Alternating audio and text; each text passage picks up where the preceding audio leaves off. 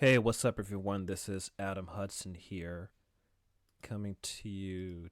Today is August 18th, 2025, near the end of it. Recording this solo episode sort of at night, close to midnight. So it's like August 18th, about to be August 19th, Tuesday. August 2025.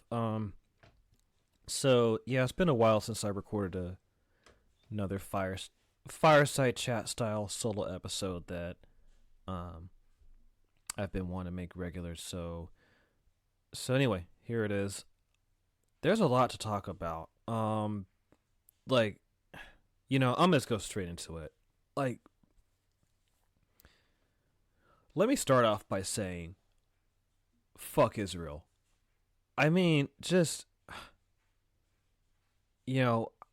that country is a pariah state. It is hated, rightfully so, by so many countries and people around the world, just because it is the naked, open genocide in rhetoric and action, and then this constant it's self-defense. It's all bullshit. This genocide is not about the hostages.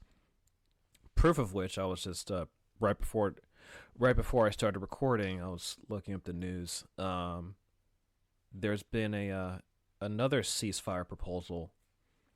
This one mediated by Egypt and Qatar, similar to these other previous ceasefires that Israel violated, by the way. Basically, like I said, Egypt and Qatar, they're the ones who mediated the ceasefire proposal, and essentially what the proposal, which Hamas accepted, by the way. So Hamas told Egypt and Qatar that it accepted the latest ceasefire proposal, and basically it calls for a 60-day halt to military operations, where basically it would call on Israel to allow in humanitarian aid, which, I mean, Israel is deliberately starving people. During that 60-day period, half of the 50 remaining Israeli hostages would be exchanged for Palestinian prisoners. By the way, Israel has thousands of Palestinian prisoners held hostage, so that doesn't get talked about enough. We'll see what comes of this, but basically it further proves that as much as Israel publicly says this is about the hostages and Hamas, Israel doesn't give a fuck about the hostages. Keep in mind they had the Hannibal Directive, where basically the Hannibal Directive was basically which the IDF ordered, by the way. Essentially is to prevent Hamas from using Israeli hostages as a bargaining chip. So to basically, rather than negotiate with Hamas with the hostages as bargaining chip, Israel would and did kill hostages.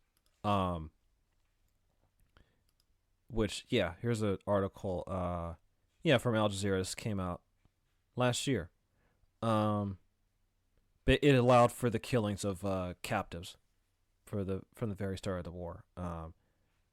So it says, so the Israeli army did deploy its so-called Hannibal Directive, which allows the military to use all necessary force to prevent the capture of soldiers during the October 7 Hamas-led attacks on Israel, resulting in the loss of both civilian and military lives in an investigation by the Israeli newspaper Haaretz has found.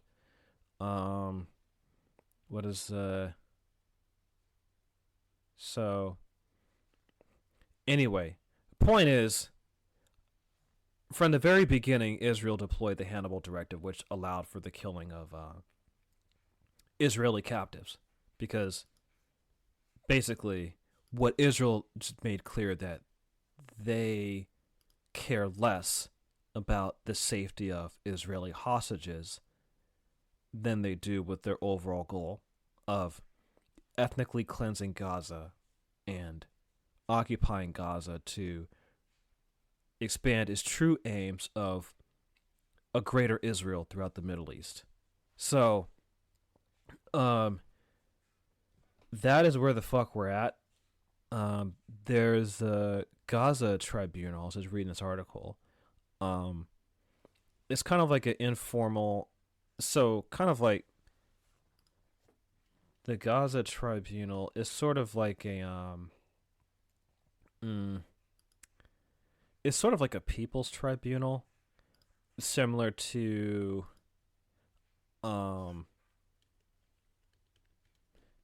the kind of international criminal courts. I want to get the exact name. It's more of a people's tribunal, like the Russell Tribunal in Vietnam. Yeah, similar to that. So it's not the same as like the International Criminal Court or the International Court of Justice, which the ICJ, that has jurisdictions over states that commit war crimes and genocide. The ICC, the International Criminal Court, has jurisdiction over individuals responsible for war crimes, crimes against humanity, genocide. So the Gaza Tribunal doesn't have like the same level of formal legal authority that the ICC and the ICJ have. It's more of a people's tribunal, but still, I mean, I think it's important. I read this earlier today and I thought it was interesting. The headline is Gaza Tribunal calls for armed UN intervention to halt, quote, most lethal phase of genocide in Gaza. In the most recent free episode I recorded with Peter, I mentioned that, like there were some calls with the, outside the U.S. for, like, upping the ante in terms of action to take against Israel, which would include like armed intervention. And if I recall correctly, what I said on that, that is something I brought up. Yeah, that armed intervention would, at this point in terms of where we're at, it seems like the only option, one of the only options left, and that's actually what the Gaza Tribunal called for today on Monday. This is in the Middle East Monitor.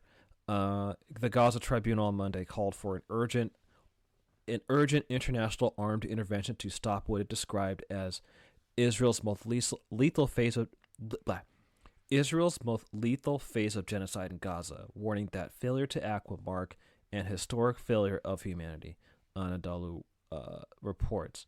At a press conference held in Istanbul, the president of the Independent Tribunal, Richard Falk, Professor Emeritus of International Law at the U.S.'s Princeton University, and the former UN Special Rapporteur on Human Rights in the Palestinian Territories from 2008 to 2014, urged governments to bypass the Security Council and empower the UN General Assembly to authorize armed intervention.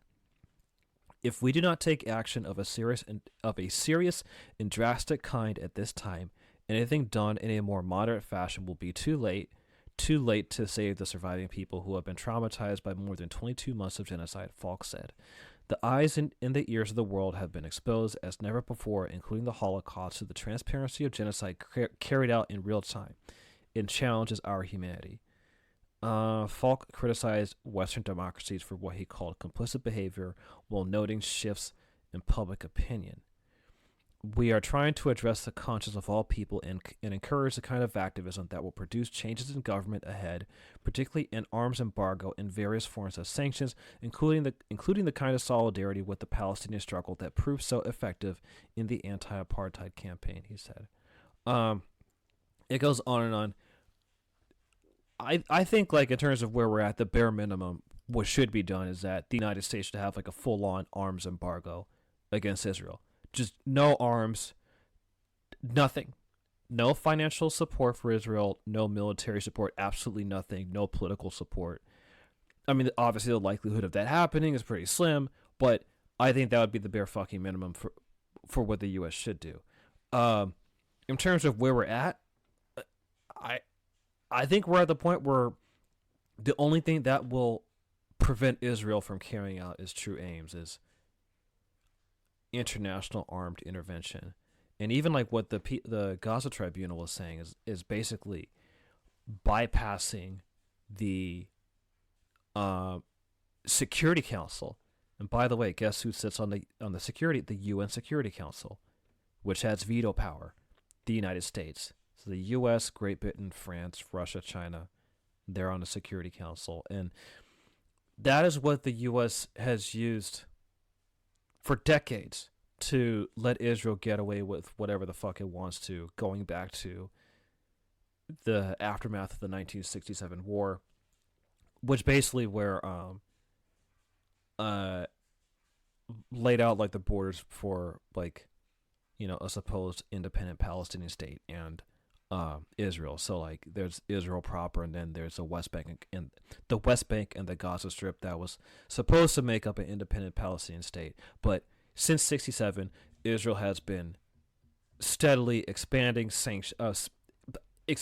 settlements into the West Bank to the point where the West Bank, if you were to look at it, it looks like fucking Swiss cheese. So like even if you were to have a Palestinian state, what the fuck would the Palestinians have? So on the one hand, the West Bank, Israel's fucking carved up like Swiss cheese, and not only have they expanded fucking settlements, but like they use a land grab to get a lot of water and farm territory.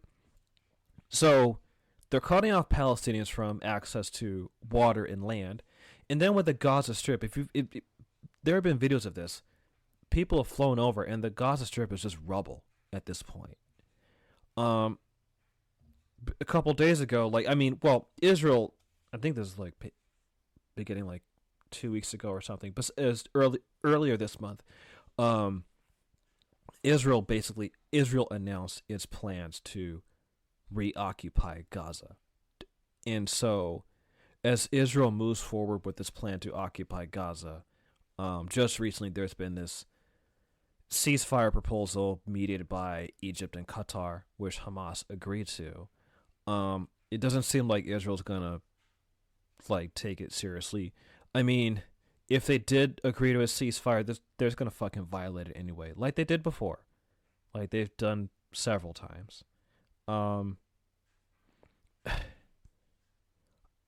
Like the thing I want to get across in this solo episode, something I've been thinking about, is the Imperial Boomerang.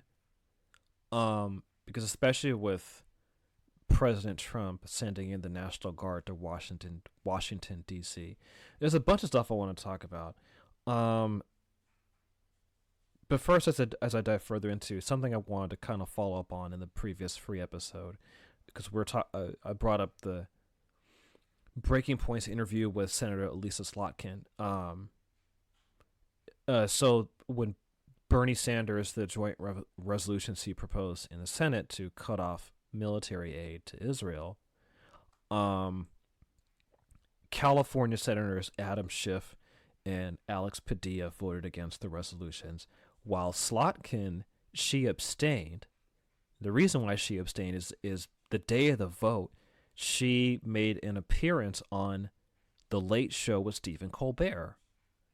So I guess it was more important for Slotkin to be interviewed by Colbert than vote on using her power as a senator to mitigate Israel's ability to commit further genocide and slaughter and degradation. So anyway, one of the major pieces of news I wanted to share was obviously the killing of Palestinian journalist I believe that was August 10th. I have my notes in front of me. Yeah, August 10th. Israel killed Anas al-Sharif, who was basically like the voice of the Palestinian people. He left a will and testament. He was 28 years old, by the way, and he knew he was going to die. And Israel had threatened him before. I want to read the full words of his last will, his final message. Because I think it's important to amplify. This is my will and my final message. If my words reach you, know that Israel has succeeded in killing me and silencing my voice. First, peace be upon you and God's mercy and blessings. God knows I gave all I had, strength and effort, to be a support and a voice for my people ever since I opened my eyes to life in the alleys of the Jabalia refugee camp. My hope was to live long enough to return with my family and loved ones to our original home, al-Majdal, now under occupation. But God's will came first, and his decree is final. I have lived pain in all its details and tasted loss many times. Yet I never stopped telling the truth. So Ascalon al-Majdal, that's the name of his town. Okay. Continuing. I have lived in pain in all its details and tasted loss many times. Yet I never stopped telling the truth as it is, without falsification or distortion, so that God may bear witness over those who stayed silent, accepted our killing, and did nothing to stop the massacre our people have endured for more than a year and a half. I entrust you with Palestine, the jewel of the Muslim crown and the heartbeat of every free person in the world. I entrust you with his people and children, whose pure bodies have been crushed under Israeli bombs and missiles. Do not let chains silence you or borders restrain you. Be bridges toward the liberation of the land and its people until the sun of dignity and freedom rises over our stolen homeland. I entrust you with my family, my beloved daughter Sham, my dear son Salah, my mother whose prayers were my fortress, and my steadfast wife Bayan, Salah, who carry the responsibility in my absence with strength and faith. Stand by them after God. If I die steadfast in my principles. I bear witness that I am content with God's decree, certain of our meeting, and convinced that what is with God is better and everlasting. O God, accept me among the martyrs, forgive me my sins, and make my blood a light that illuminates the path of freedom for my people. Forgive me if I fell short, and pray for me with mercy, for I have kept my pledge and never changed. Do not forget Gaza, and do not forget me in your prayers. So, Anas Jamal al-Sharif, and I believe he wrote this on April 6th, 2025. So he wrote this 4 months before Israel killed him on August 10th. It wasn't just Anas al-Sharif who was killed in that Israeli strike. It was, I believe, around half a dozen other journalists from Al Jazeera. Basically, Israel wiped out essentially Al Jazeera's bureau in the Gaza Strip. Over 200 journalists. I think the number is somewhere around like 270. Definitely over like 250 or something like that. It's like over 200 or 250, somewhere around like 270. Journalists have been killed during Israel's onslaught in Gaza, which is the largest number of journalists who've been killed in a single conflict ever since, like, people have kept count of it. Definitely more than the Vietnam War. This is it's not even just like, obviously, especially if you're a reporter covering an armed conflict, there is a risk of like being killed. It's not unusual for journalists to be killed in combat while they're covering a war zone. But it's kind of expected that like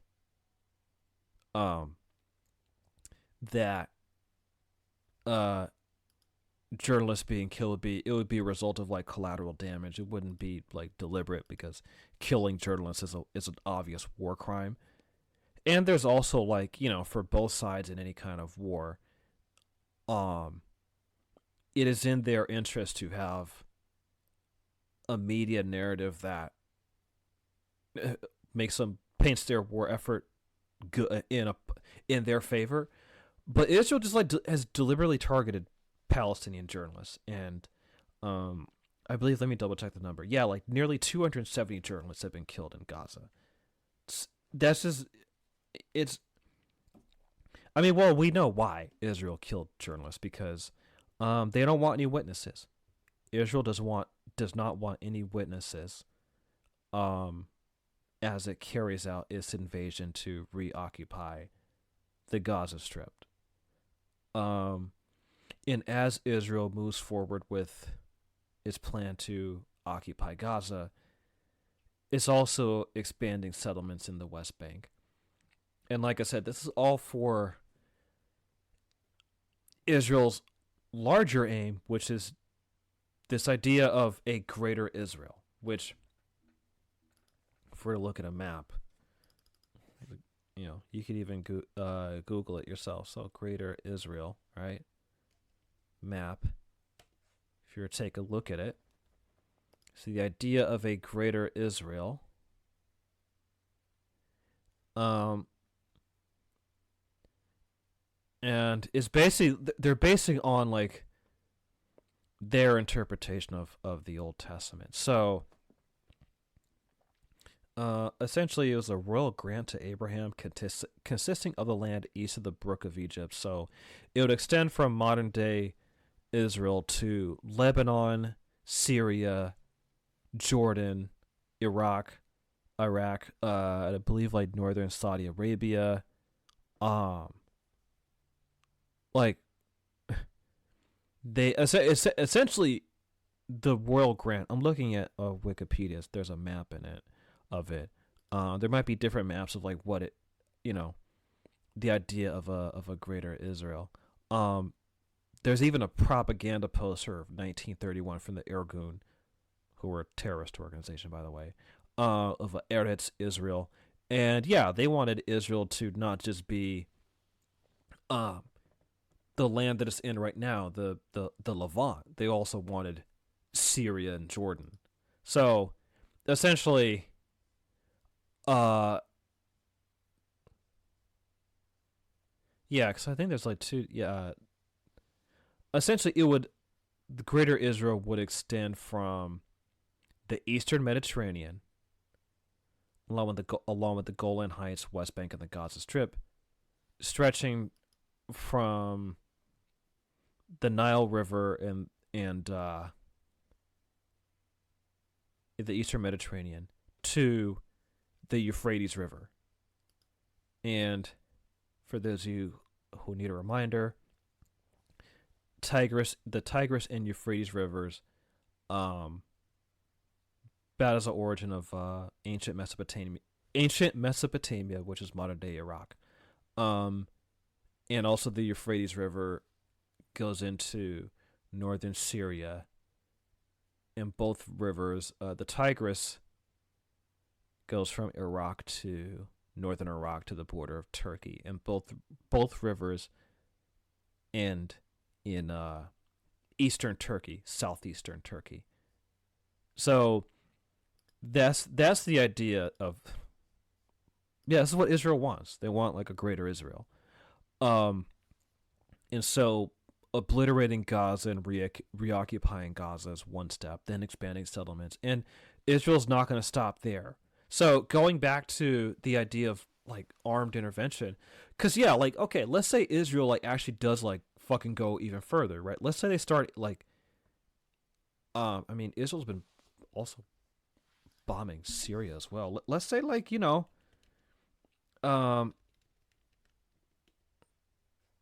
yeah, like Israel's been bombing military sites in Damascus. Like, let's say Israel goes further in Syria. Let's say Israel just fucking invades Syria. Let's say they start fucking invading Jordan. And then once they're and like, let's say they don't stop there, you know?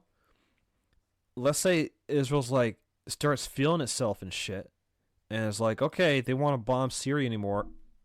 Okay, they want to, like, let's say they want to keep bombing Syria. Let's say they invade Syria, then they invade Lebanon, then they invade Jordan, and then they go into Iraq. Like, like, it's just the fucking, to halt Israel, you would almost have to have a military intervention to prevent that, right? Because those countries aren't going to take it lightly. Like, wait, what? Like, you're going to fucking invade us? Like, they're going to respond militarily.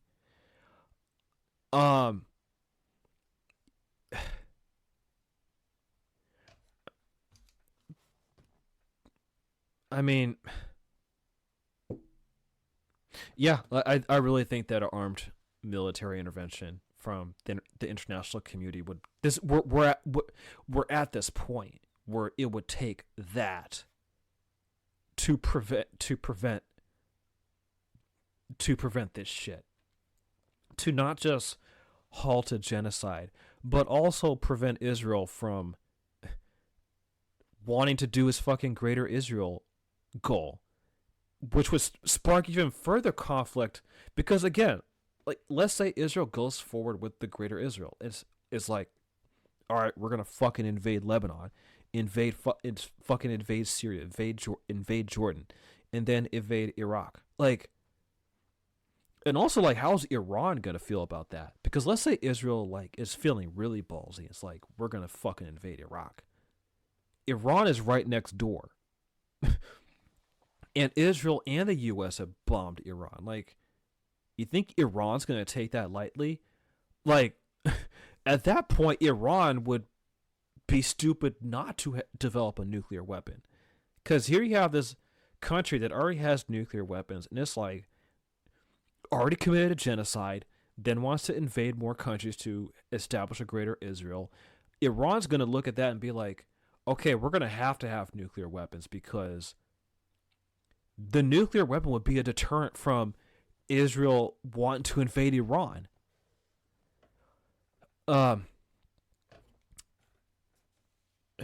Rest in peace to Anas al-Sharif and all the other journalists, brave Palestinian journalists who've been killed in this nearly 2-year genocidal war, or genocide, really. Speaking of the Imperial Boomerang and bringing it back home, the Gaza Freedom Flotilla, we didn't really mention this too much on the previous free episode, but something I wanted to touch on. Chris Smalls, he is the Black American labor activist. He is a well-known leader of the Amazon Labor Union. He was aboard the latest Gaza flotilla to deliver, humanitarian aid and support to the people of the Gaza Strip. The flotilla was stopped by Israel. Israeli forces, basically commandos, just took over, the ship. And Chris Smalls was also the only black activist aboard the flotilla, and he was beaten and detained by Israel for several days. He is now home back in the U.S., and he's been on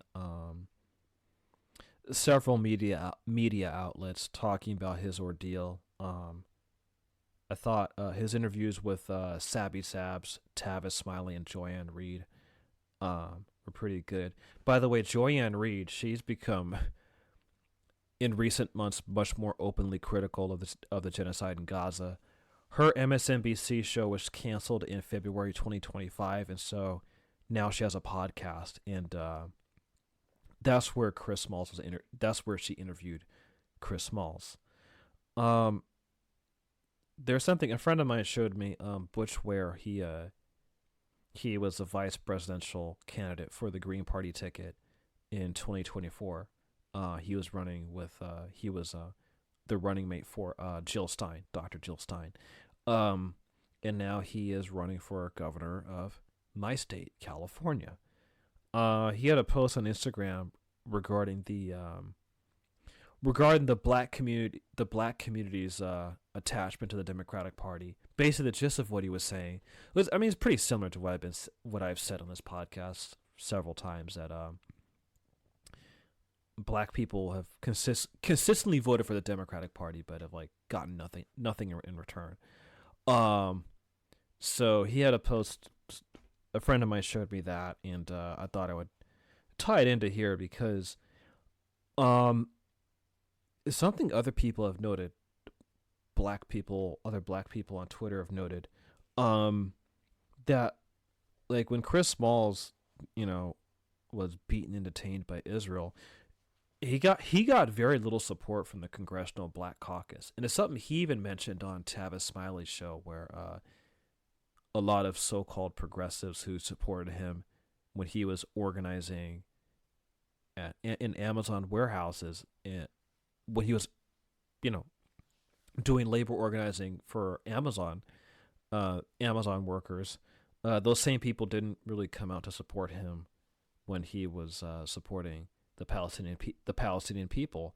And even if you look at like mainstream black media, like The Root, Essence, even The Breakfast Club. I mean, The Breakfast Club does talk about politics, but it's like kind of shallow. And even Charlemagne the God's politics, like, I don't know, he's just like kind of fucking goofy. I find it hard to take him seriously politically, but unfortunately, this is one thing I get fucking annoyed with. And like, someone like Charlemagne the God somehow becomes like representative of what all black people think.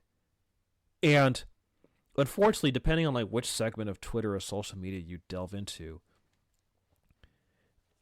I think people will point to someone like Charlemagne the God as representing what black men think. And as a black man, I'm like, it pisses me off because it's like, this motherfucker doesn't speak for me.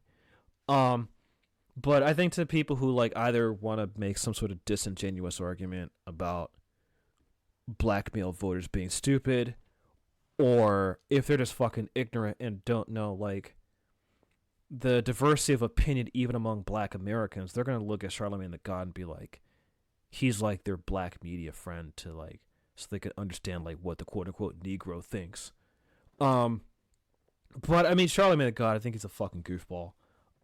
He's somewhat interesting, but like, my point is not about him individually, but the state of mainstream black media. The politics of them are like kind of just like, I would say insufficient to deal with the issues that black Americans face. Like a lot of times, especially, okay, I'll take the Breakfast Club, for example, and then I'll delve into another example that I want to bring up. A lot of like quote unquote black mainstream media, a lot of it overlaps with hip hop media. And so what you'll notice is that a lot of times what they discuss is like culture war shit and hip hop gossip and stuff like that. And that becomes quote unquote representative of the culture in black America. And it's like, well, okay, black America has more issues going on than like fucking rap beefs, hip hop shit, and like some shallow culture war shit. Like, it'll be the same fucking thing. Like you hear on black Twitter, like black people complaining about interracial dating and blah, blah, blah, blah. It's like, Jesus fucking Christ. Like, yes, we can delve into like internalized anti-blackness and why, like, you know, black people, if they have white partners and blah, blah, blah, blah, but like, who the fuck cares? Because at this point, my feeling on interracial dating is that, like, personally, I mean, I think if you want to raise a family, I think for any group, it's best to stick with your own kind, especially when you want to raise children. But if you choose to date out and marry someone who's not of your ethnicity, for example, if you are a black person, a person of African descent, look, sometimes it happens. People fall in love with people who don't look like them. I mean, and also, especially in today's society where people are much more culturally integrated, like there's diversity is becoming more of the norm. People are going to wind up fucking people who don't look like them. It's just, that's what happens. You put people in like any cultural area and it's multiculturalism, it's multicultural and it's ethnically diverse. At some point, people are gonna get horny for people who don't look like them. It happens with everybody. Like, we're humans, people like to fuck, and people are gonna want to fuck and fall in love with someone who doesn't look like them. I mean, there's nothing wrong with it, but obviously, yeah, there's some shit you have to fucking navigate. And I think if you are a black person or a person of African descent, and if you choose to marry someone who, I'll just say a white person, I'm sure, like, yeah, you can fall in love with the white person, have a, good white husband or a white wife. My feeling is, like, you should do your due diligence in terms of, like, vetting that person, especially if they're going to be another parent in raising a mixed race child. Because this is my honest opinion. People can feel free to fucking disagree with me, but in my honest opinion, I would say the vast majority of white people are not equipped to raise mixed race children. In terms of helping that child to navigate the complexity of what it means to be half black in a country like the United States, in my honest opinion, a lot of white parents just fall fucking short of that.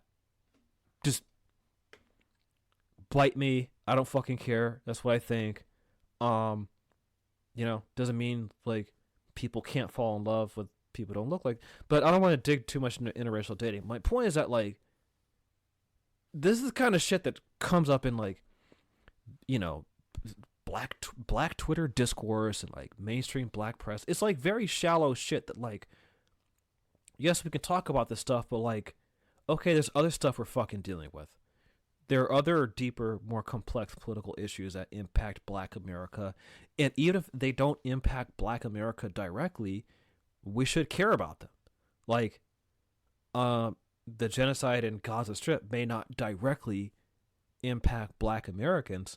However, there is overlap and connection to be made between the institutional racism that black Americans have long faced and Israel's policy of apartheid against the Palestinians. So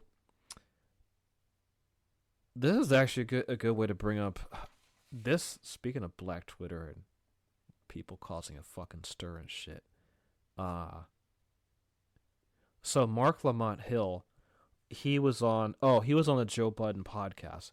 And the Joe Budden podcast is like a good example of what I'm talking about with the shallowness of mainstream black media. And I see why Marc Lamont Hill goes on it, because he wants to add, like, the kind of, he's like the intellectual voice in, like, a podcast where, because I listened to most of the podcast. It was 3 hours long. And most of it was, like, hip-hop media gossip bullshit. It was like, when I was listening to it, I'm like, what the fuck are they talking about? What's the point of this shit? It's just random, just bullshit. Like, why the fuck? Like, I mean, there are people who watch, and I get it. There are people who, like, I don't want to pay attention to serious shit. I don't want to think about it. I want to watch stupid shit all the fucking time. And, like, yeah, I want to listen to fucking Joe Budden talk about stupid shit. Okay, cool. But there's a place for people like Joe Budden. But, like, unfortunately, a lot of the black discourse, people like him wind up, like, those voices are the fucking loudest. That's my issue, is people like Joe Budden and Charlamagne the God, and, like, they're the ones who have the loudest fucking microphones and the loudest voices when it comes to shaping discourse within the black community when it comes to issues. And it's like, there's a place for these fucking people, but, like, this is an example of, like, fucking pissed me off. So it was toward the end. Marc Lamont Hill, he mentioned that all of his Al Jazeera colleagues were killed in Gaza. And this is the response from the people on the Joe Budden podcast. Actually, I'll put the audio clip right here. In D.C., which means you're going to see more laws, fewer like diversion programs, and more actual like incarceration. And then around the world, we're seeing violence everywhere, including Gaza, where I work for Al Jazeera. My colleagues, every colleague I have in Gaza has been murdered. Every single colleague I have in Gaza has been murdered. So we got a lot of work to do, a lot of stuff to pay attention to. That's pretty good. All right, Young Thug dissed, I get scared every time he do that shit. He do it so fast. You gotta, everybody know in Gaza is like, oh my colleague. God damn, he doing it again. That nigga Mark, boy. Why you don't never support him when he start talking that shit? You support him very well, Pizza Hut. He has my full support, but I also know that once he says something like that, or we discuss something like that, then we're just like, okay, what's the fucking pivot? What's the pivot after we talk about every journalist on the Gaza Strip being murdered? Like, what's the pivot? So Young Thug there we go. appeared on Little Baby's project. Quite the project. Anyway, yeah, I was gonna describe it, but I thought it would be good to just include the audio clip, and I'll include like the full podcast episode, if you're curious. But as you can tell, like, everyone else's response is like fucking pathetic. They didn't say shit. Melissa Ford, she was like, "Oh my gosh, this is sad," but like every time Mark brings this up, I'm like, "How do we pivot?" And that pissed me off. I'm like, why the fuck do you need to pivot? Like, okay, you're gonna spend like nearly 3 goddamn fucking hours talking about bullshit, and then for like a minute, just 1 fucking minute, someone in the room is like, hey, there's some real serious shit going on, and I want to just mention it, while we're at it. And keep in mind, like, Mark was incredibly fucking charitable when it came to, like, he's incredibly patient with if they would have had me in the room, I would have cussed some people out. I would have been pissed. I wouldn't even fucking, I'd probably be at the point where I wouldn't be fucking invited. But, like, it's just so fucking idiotic. And keep in mind, these people are in their fucking 40s. They're in their fucking 40s. These are, like, fucking fat, overweight, 40-year-old motherfuckers talking like goddamn teenagers. This shit is embarrassing. Jesus fucking Christ. Like, this shit is a fucking joke, dude. And again, almost 3 fucking hours of bullshit. And just 1 fucking minute. 1 fucking minute. Marc Lamont Hill wants to bring something up. And Melissa Ford is like, how do we pivot? Why the fuck should you fucking pivot? Jesus fucking Christ. Why? Why fucking pivot? Why not talk about it? And Joe Budden's dumbass is like, hey man, let's bring up the fucking hip-hop beef with little people. Who the fuck cares? Joe Budden. I don't even know who the fucking representative. I don't fucking care about this shit. Almost like it's the latest hip hop beef, man. Who the fuck cares? Who the fuck cares? I don't care about any of this shit. This fucking all this like hip hop media is none of this advances Black American culture. If we're gonna be fucking honest, none of it advances Black American culture. A lot of it is just gossip, bullshit. Bullshit on top of bullshit. It does nothing to really preserve the dignity of Black American culture. A lot of it is fucking gossip. Ugh. But man, that fucking holy shit. How do we pivot? Why the fuck pivot? Jesus fucking Christ. These 45-year-old motherfuckers can't, like, talk about something serious and intelligent? Like, again, like, they talk like, fuck, these people are fucking jokes. Jesus Christ, some fucking overweight 40-year-olds and shit talking about stupid shit. I'm not trying to body shame or whatever, but, like, Jesus Christ. It's like, yo, the dudes, you guys got dad bods and shit. Like, y'all are old. You guys are in your... These dudes are in their fucking 40s. They're in their fucking 40s. And they can't have an intelligent conversation? You gotta be fucking kidding me. Oh my god, it is a fucking joke.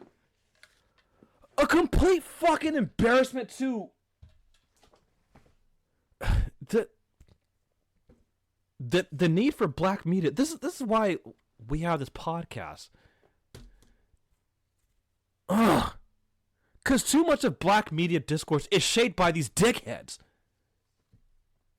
It is shaped by people like fucking Joe Budden and Charlemagne the God. And like, just... It's a complete fucking joke. We have trouble. I don't know how to pivot. Again, why the fuck pivot? Like, the entire world has been watching images of children blown to fucking bits. Children starving, emaciated. All that enabled by U.S. tax dollars. And for 3 fucking hours, they want to talk about these stupidest fucking shit. And then for 1 fucking minute, Marc Lamont Hill wants to shed some light on it. And rather than, like, talk about it, they just, like, fucking cowards. Complete fucking cowards. Jesus. Fuck, man. Oh, my God. Ugh.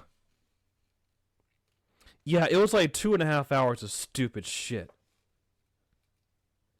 But I brought this up because, again, these are the types of people who have, like, unfortunately, some of the loudest voices when it comes to, like, just black media. Because they have such large fucking followings. Ugh. Fuck. Mainstream hip-hop media, mainstream black media, in my opinion, Joe Budden Podcast being an example, and the Breakfast Club, I would say they are becoming increasingly out of touch with black America. And a lot of people on black Twitter, they have the same fucking reaction I did. They thought it was like, yo, what the fuck?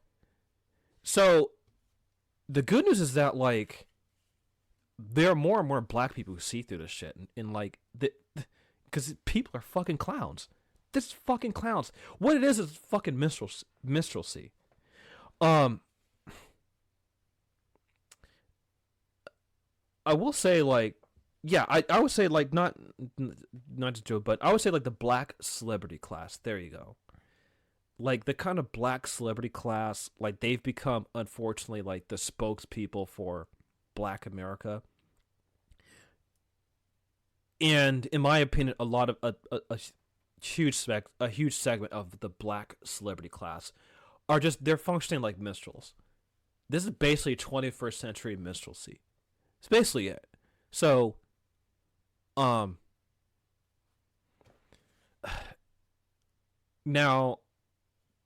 on a more positive note, Tavis Smiley and Sabby Sabs, I would say they are 2 examples of real black media. They don't just speak for a black audience. There are people who are not black who listen to them. But I would say, like, Tavis Smiley and Sabby Sabs, those are examples, I think, of today, like, doing, like, real black media. And both of their interviews with Chris Smalls, like, they had, like, pretty good interviews with Chris Smalls. And I wish their voices had more amplification versus the people like Charlemagne the God and Joe Budden. Because I actually think they're doing a kind of media and journalism and commentary that actually advances the interests of black America.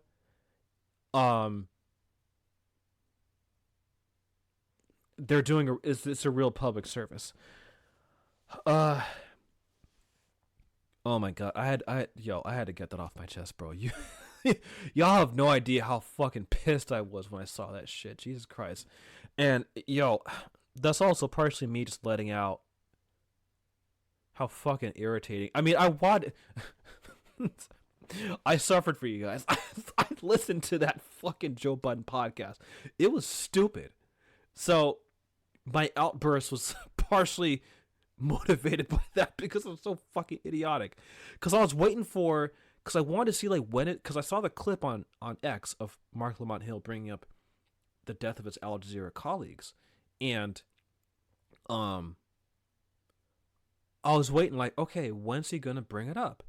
And it was toward the end, and like I said, the whole podcast was like fucking 3 hours long, and it was toward the end. I'm like, I had to just listen to over two hours of bullshit.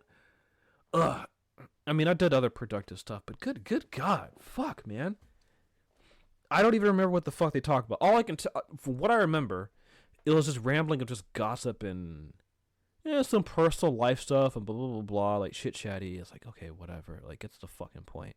Like, I don't know. Some of these podcasts, like, when I listen to them, I'm like, when are y'all going to get to the fucking point? Like, what are you talking about? Right? Like, at least on this podcast, like, you guys know what you're going to get. We're talking about politics and current events. And we bring up political theory. So, like, we get to the point. And even, like, with my solo episodes, like, this is me riffing off the top of my head. But y'all know what the fuck to expect. Like, when I'm talking either on my solo episodes or when it's me and Peter talking, like, we get to the point. Some of these podcasts, I'm just like, can y'all get to the fucking point? Like, what is this? Like, what is, like, oh, we're just hanging out, man. It's just a podcast. We're just talk and ramble. I'm like, okay, what? Huh? Like, can y'all just get to the point? Like, what are y'all talking about? It just goes on for, like, fucking, it's random. I guess I can see why some people like that. It just goes on. It's like, fucking, let's talk about this and blah, blah, blah. Here's my personal life, and my daily life sucks, and I'm lonely because I'm like, I don't know how to talk to people, blah, blah, blah. And I went on this flight, it was like, and I'm like, no, I swear, like, blah, blah, blah. Like, okay, God, like, fine. Can y'all get to the fucking point? Jesus Christ. Anyway, I had to get that off my chest because it was just 2.5 hours of that bullshit, and it reminded me of some other podcasts that are like, sometimes I'm like, can y'all get to the fucking point? What are y'all talking about? What's the topic? Anyway, I have my notes in front of me. This helps me stay on topic. I have fucking notes, so it makes me, like, when you hear, like, makes me instead of vibe like a news anchor, like when you're talking in front of a microphone, you're talking about the news, you have like, all right, in the next hour we're gonna talk about interview with blah blah blah blah blah. Like, anyway, my point was that kind of the mainstream black media, like I said, I think they're becoming increasingly out of touch. But ultimately, I think what they fail to do, which I think is a responsibility of mainstream black media, and even tying it with, like, the mainstream black political class, is that, well, on the one hand, the Congressional Black Caucus and black politicians, they are just like, they're not there to advocate on the behalf of black America. They are just like, just loyal party members for the Democratic Party and donors and lobbyists. So people like, Hakeem Jeffries, for example, he is not there. He may say, like, I like to, I'm talking to black and brown communities, blah, blah. He's not fucking there advocating for fucking black people. Like, he's just there to, like, he's just controlled opposition. So the mainstream black political class, and this, I may even, like, delve further into this, but it's a topic we've talked about often, but they have both been completely silent on Israel. They've shown little to no support for Chris Smalls, and it's all because they are completely tied to the Democratic Party and the Democratic Party's donor class. So there's that. Meanwhile, when it comes to the mainstream black press, and like the hip hop media, I would say, and this is where like my anger and frustration comes in,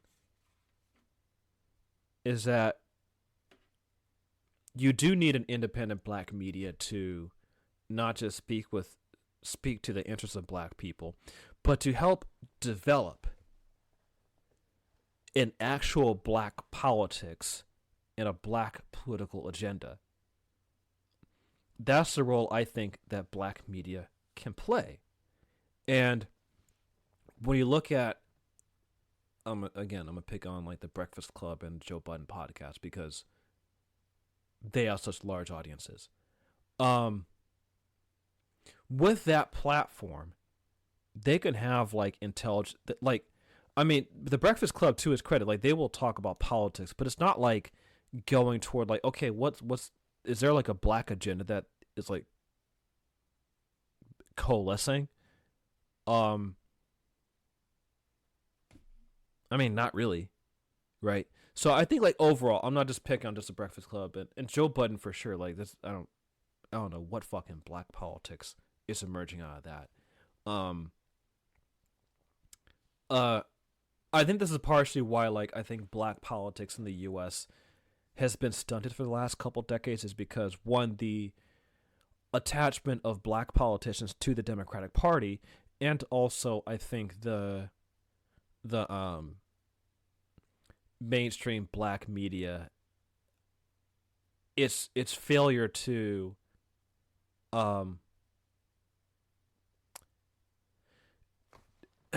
speak to and develop a black politics that is not tied to the two-party system, and to develop a political agenda for black people, not just in the United States but around the world. That's something I feel like, now that I'm spitting out the top of my head, I feel like would be worth digging into another episode, but I don't want to.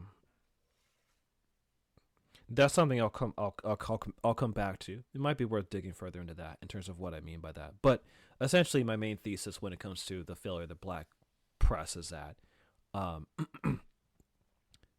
in addition to, I mean, there's the other thing is like, yeah, what I was saying earlier is so much of like black media, it overlaps with hip hop media, and it just becomes like this watered down kind of like culture war gossip shit.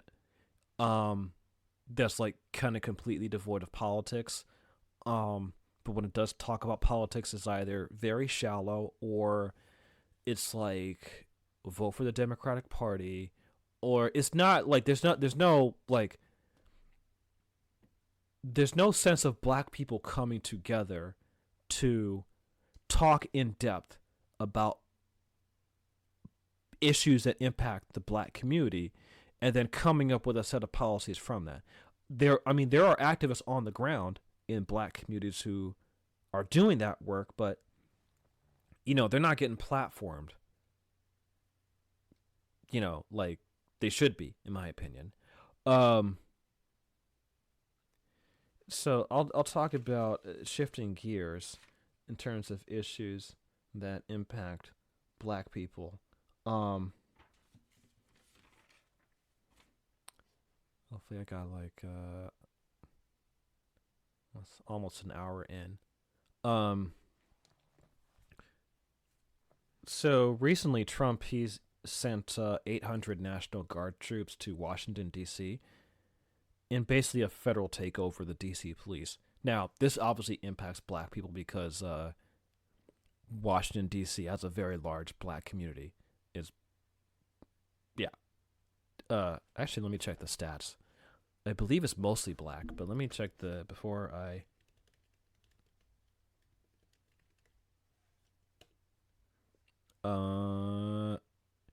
Okay, so the black population of Washington, D.C. is a little over 43%. Whites make up 39%. Okay, so black people, African Americans, are the largest racial and ethnic group in Washington D.C., but their black folks were not the majority, but were the largest racial ethnic demographic in D.C. Anyway, and actually the Trump doing the federal takeover of the D.C. police, that actually stemmed from Big Balls.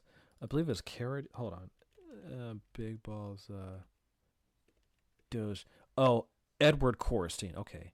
Also named Big Balls. He was appointed to Doge, the Department of Government Efficiency. He was attacked by some teenagers. I think he was like intervening to stop like some carjacking. He tried to help out, and he got beat up by some teenagers. By the way, Big Balls, he is 19 years old. He was born December 2005. So he himself is technically a teenager as well. But he's an adult. He's not a minor. Yeah, he got beat up by, I believe, like 10 teenagers. So I think he's still with Doge. Oh, he's a staffer. He's still a staffer. Yep, he is still a staffer. Yeah, he was attacked while trying to stop a carjacking. So this obviously caught Trump's attention, and then Trump has been using fear-mongering about there being this large epidemic of crime in D.C. to justify a federal takeover of the D.C. police. Now, Washington, D.C. is a city, but it's not a state. So that's why it's easier for the federal government to take over the police, the D.C. police. But crime in D.C. is low. It's at like a 30-year low. But essentially, Trump's justification, he's equating visible homelessness and poverty with crime, and he's using that to spin his narrative of there being like this epidemic of crime. I mean, is there crime in DC? Yeah, but it's low. It's at a historic low. Now the National Guard, they're like just randomly stopping, frisking, and arresting black people for petty shit. And there is this Fox News article. I'm not going to read the whole thing, but on this podcast, but basically his thesis was it blamed black fatherlessness for black crime in Washington, D.C. Now, like I said, one of the main rebuttals to this would be crime in D.C. is at a 30-year low. Now, what's funny is that this is a very old stereotype of black boys and crime, and that like basically painting black boys as an inherent threat, in that because they don't have fathers, therefore they're born to be criminals. Like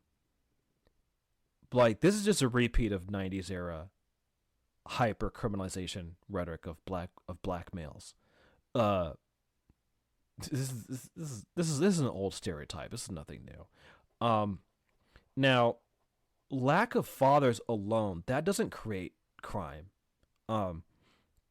You could argue there's a strong correlation, but that correlation exists because of poverty. That's the root of it. So if you have like a single mother, obviously you have like one less spousal income to raise a kid.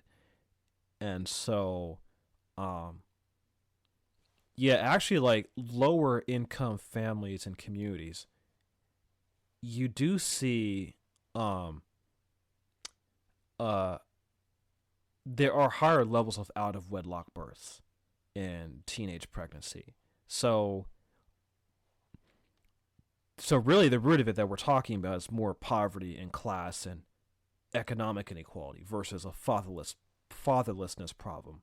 I would say like fatherlessness really is a symptom of poverty and economic inequality rather than a cause of it. It's more of a symptom that that poverty is going on. And yeah, poverty is that's the strongest root of crime, particularly like crime as it relates to like either violent crime or property crime.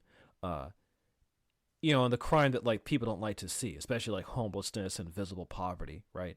So, at the same time though, well, before I say this, it is true within the black community that there are higher levels of divorce and even out of wedlock births, but that's not a cultural thing. Again, that's a symptom of, again, black communities having higher levels of poverty and like larger numbers of black people being concentrated in low income areas. So that would explain that. At the same time, black fathers are the most involved fathers in the lives of their children compared to fathers of other racial and ethnic demographics. I mean, it's funny because I'm looking at this political article, with big balls being beat up, and it has a picture of Elon Musk. And it's funny, like, people don't point to someone like Elon Musk as like representative of white men being deadbeat dads. Even though, like, if you want a really clear example of a deadbeat father who just happens to have a lot of money, is definitely Elon Musk. He's definitely a deadbeat dad. And he has a lot of money. But the whole deadbeat dad narrative, that was used against black men and black fathers. But actually, by the way, there's further evidence of what I'm saying in the show notes as well for anyone who's curious. But black fathers are actually the most involved fathers out of all fathers of racial ethnic demographics. But the thing is that like black fathers aren't often married with the mother of their children. So again, this often comes as a result of like, black people in lower income communities having kids at a very young age, and oftentimes like having kids when they're not married. And so this is fairly common within lower income black communities with in terms of family dynamics. Like there will be a black father who's involved in, raising his kids. But him and the mother are not married. They could be cohabitating. They could be living separately, but like he still spends time with the kids. He's still involved. So again, this is a symptom of like what it's a result of it's a symptom of people living in like lower income areas, intergenerational poverty. Because even with white people, like poor white people, you see similar levels of out of wedlock births as well, and single mothers.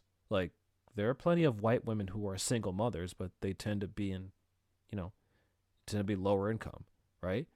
So again, fatherlessness, single motherhood, and I think when people talk about that, they're really talking about like children being born in terms as a result of out of wedlock births, and the father may or may not be involved in the kids' lives. It doesn't, because it is true. Like there is marriage. The institution of marriage does provide some stability for raising children. So I'm not saying that like people who I'm not making a normative judgment on people who raise kids and they're not married. I'm not making a normative judgment. But what I'm saying is that when people talk about like, oh, deadbeat black fathers and fatherlessness is the root of crime, my point is that that's a symptom of poverty. That's really what we're talking about. And like larger numbers of black people being concentrated in low income areas, it produces those sorts of results. And yeah, poverty often correlates with out of wedlock births. There are plenty of poor white people low income white mothers who are single mothers, and then many of them they'll have kids young and out of wedlock. So anyway, but Trump's fear mongering And I brought up that Fox News article because I will say, unfortunately, I've heard some black people repeat similar narratives about black boys, about young black boys and how they act and raise. Like even there is some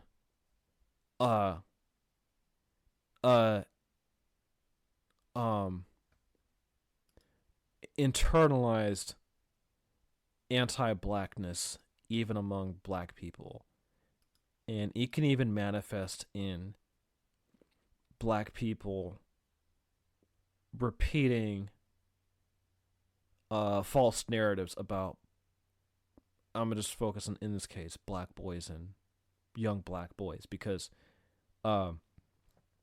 it is that narrative and the fear of like, oh, too many black people, and then like, you know, fatherlessness. Like it is that narrative that the Trump administration and Trump supporters are using to support this, to support Trump's the federal takeover of the DC police, even though it's not based on anything fucking real, right? Like I said, crime is at an all-time low in DC. So, and there are other ways to address, blight and problems of low-income black communities that don't involve mass incarceration and heavy-handed mass incarceration tactics. But really, what Trump is doing is, this is just a fucking dress rehearsal for fascism. That's really what this is.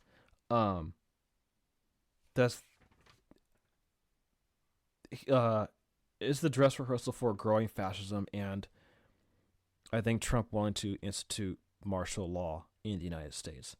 It's very similar to Trump sending the National Guard to Los Angeles earlier this summer.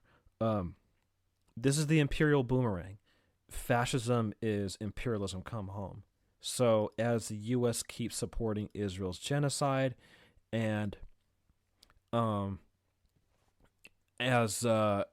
war on terror, that ended with the U.S. withdrawal of Afghanistan, but there's still this,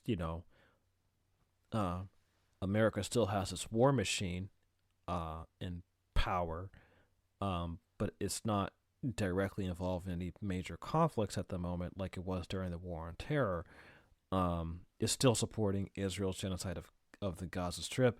So now, like, the dirty work of America's empire is coming home to attack what the ruling class deems to be its own domestic enemies, and one of America's domestic enemies that it's long had a problem with since 1619 has been black people, descendants of enslaved African people in the United States. So, I remember, this is something I thought I'd bring up in this solo episode. In 2014, during the first wave of Black Lives Matter protests in the Ferguson uprising with the police killing of Michael Brown, I gave talks at Loyola University in Chicago and then Santa Clara University in Santa Clara, California. And I basically talked about my experience covering Guantanamo Bay, and I was doing a lot of writing where I was connecting the dots between Israel's apartheid against Palestinians and racial inequality in the United States, and using Guantanamo as an example of like practices that are used there that you can see both in Palestine and the United States, particularly when it comes to torture, targeted killing. Targeted killing in during that time was with drone strikes, but then the kind of quote unquote targeted killings that the Obama administration was using with the drone strikes, it was really more extrajudicial killing. One could argue that the police killing black people is another form of extrajudicial killing. where the police become judge, jury, and executioner. In the case of U.S. foreign policy, it's drones that became judge, jury, and executioner. Basically, the president became judge, jury, and executioner. The drones are just a means by which the president would carry out the policy of assassination or extrajudicial killing. And then the use of torture in Guantanamo, the torture of Palestinians in Israeli prisons, and also even the torture of even black people in America's prisons and at the hands of police. So I was making those connections, right? And at the time, I was just thinking about it. Looking back, to talk about that stuff was pretty niche. Like, the people who asked me to speak were usually students who were SJP, so students for justice in Palestine. And even within like the Palestine solidarity movement, like the people who came to the talks were super sympathetic and on board with what I was saying. But even then, it was like that narrative hadn't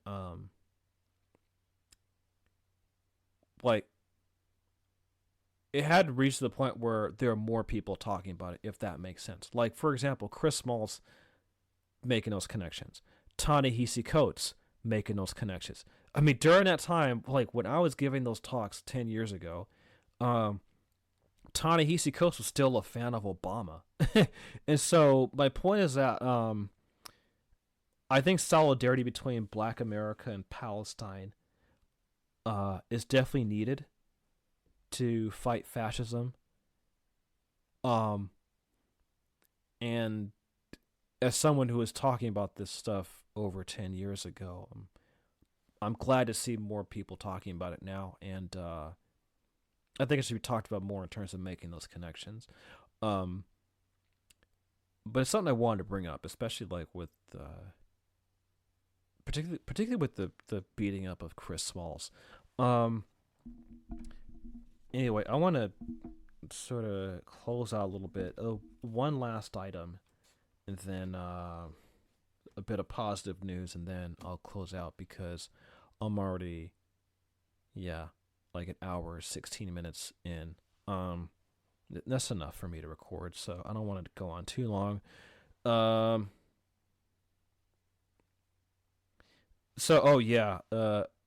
My state's Patrick Bateman governor, Gavin Newsom, he's challenging Trump's redistricting efforts in Texas. So basically, Trump basically called Governor Greg Abbott in Texas to basically gerrymander districts in Texas to gain extra, I think like 5 extra congressional seats in Texas for the Republican Party, because I think Trump knows that he has his popularity is like in the fucking toilet. People are pissed at him. I didn't even talk about inflation and all that. I'll say that for like another episode, like youth unemployment, inflation, tariffs, the economy. So Trump is like, this is him just trying to stay in power. Gavin Newsom, I mean, before I say this, Gavin Newsom is a piece of shit. I mean, he is an elitist prick. As governor of California, like he is no progressive at all. Like he's at best like a 2000s era liberal. Like I think what made him a darling is when he was mayor of San Francisco, he did support gay marriage, which at the time was, pretty radical at the time. But now like he's trying to like, I don't know, he's doing like podcasts and shit with Charlie Kirk and like, but like it's weird shit. And he's obviously not a fan of homeless people. Like Newsom does hate homeless people. Like, he's been pretty harsh for cracking down on homelessness. So that is one thing Trump and Newsom share, is that their disdain of homeless people. In fact, that shows you how much liberals and conservatives hate homeless people. That's one thing they're kind of united on, among a bunch of other things, like supporting Israel and the America's war machine. well, actually now, like, I think more Americans are becoming critical of the war machine.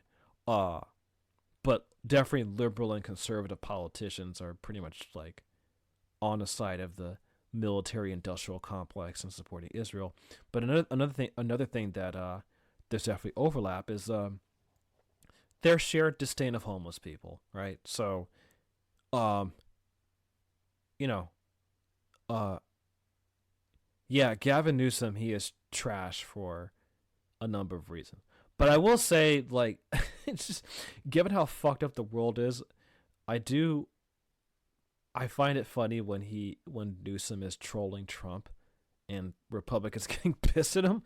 Like, it's like, okay, it's actually kind of funny. Like, when Newsom really gets in it when he wants to go after Trump, it is funny. It is funny to watch. So it's like, if you're a leftist living in California, like, Newsom is a piece of shit. But like when you see him go against Trump, you're like, yeah, you know what? Like, you're like, all right, cool. Like, but what Newsom is doing, he's putting on the ballot for California voters to vote for. Basically, he's fighting dirty against Trump by basically changing up districts in California to give the Democrats extra seats in the House to counter Trump's redistricting efforts, basically gerrymandering in Texas. Like I said, I'm no fan of Newsom, but I think it is welcome to. I think that's for the Democratic Party, I think it's something that like the Democrats should do, not just that specific thing that Newsom is doing, but basically the spirit of fighting dirty, I think is a good thing. And I think more Democrats should fight dirty against Trump. It doesn't mean they have to like, I mean, I think like supporting doing similar kinds of gerrymandering to like, because that is how the Republicans have like been able to gain power in the House, is through like the crazy redistricting and gerrymandering. So like, I do think to counter that, it makes strategic sense for the Democrats to have like their own gerrymandering strategy. Basically, my point is that I think it makes sense for the Democrats to have their own gerrymandering strategy to counter the Republicans. Obviously, this is not a pro-Democratic Party podcast, so I'm not saying like everyone should vote Democrat, but given how much like the Democrats particularly under people like Senator Chuck Schumer, that they've just like rolled over and been like, well, we can't do anything. Like, it is nice to see at least one Democratic Party politician just be like, okay, we're going to fight dirty against the Republicans. That's like the bare minimum in terms of the Democratic Party acting as an opposition party. That is one thing they should do, especially given where we're at now, like with the Republicans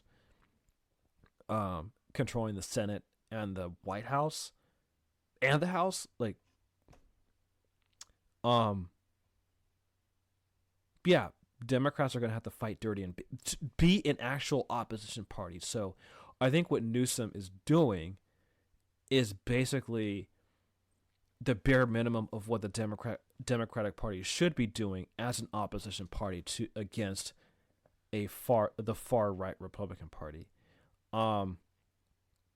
For those who are interested in building a further left project, like we've always said in this podcast, and I've often reiterated, the left, the capital L left, to have any power, has to build up the labor movement. Anyway, speaking of the left building up power, this will be a bit of good news I want to share, and I'll end on this.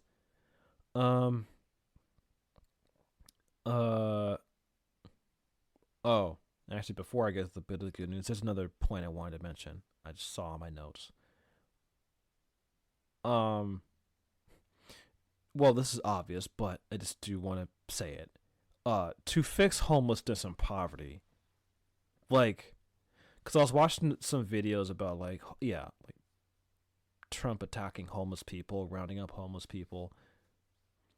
Like, for people like Newsom and Trump, liberals and conservatives people like that, who just hate visible signs of poverty and homelessness. If they want to tackle that, the solution is simple. Pay people more, have jobs with better pay and wages and benefits, and cheaper housing and public housing. Like, that's it. It's really fucking simple. You don't have to round people up and treat them like less than human. Because the thing is, a lot of homeless people actually have jobs. And by the way, there's a lot of adjunct professors, people with masters and PhDs, who are sleeping in their cars because they can't afford housing. And if you know about the state of higher education, over 2/3 of the faculty are adjuncts. So basically, part-time contract labor with very little job stability and no benefits. So yeah, there are plenty of people sleeping out of their cars because they can't afford housing. So that's where we're at. This is America. And Trump's solution is basically his approach with taking over the DC police, the federal takeover, and sending in National Guard troops. Like, that is the fascist solution to homelessness and poverty. That's their solution right there. Rather than paying people more, giving people better paying jobs with benefits, and building cheaper housing. And again, to get those, the left needs power, and that power, one of the most significant forms of power that the left has, is the power of labor, workers' power.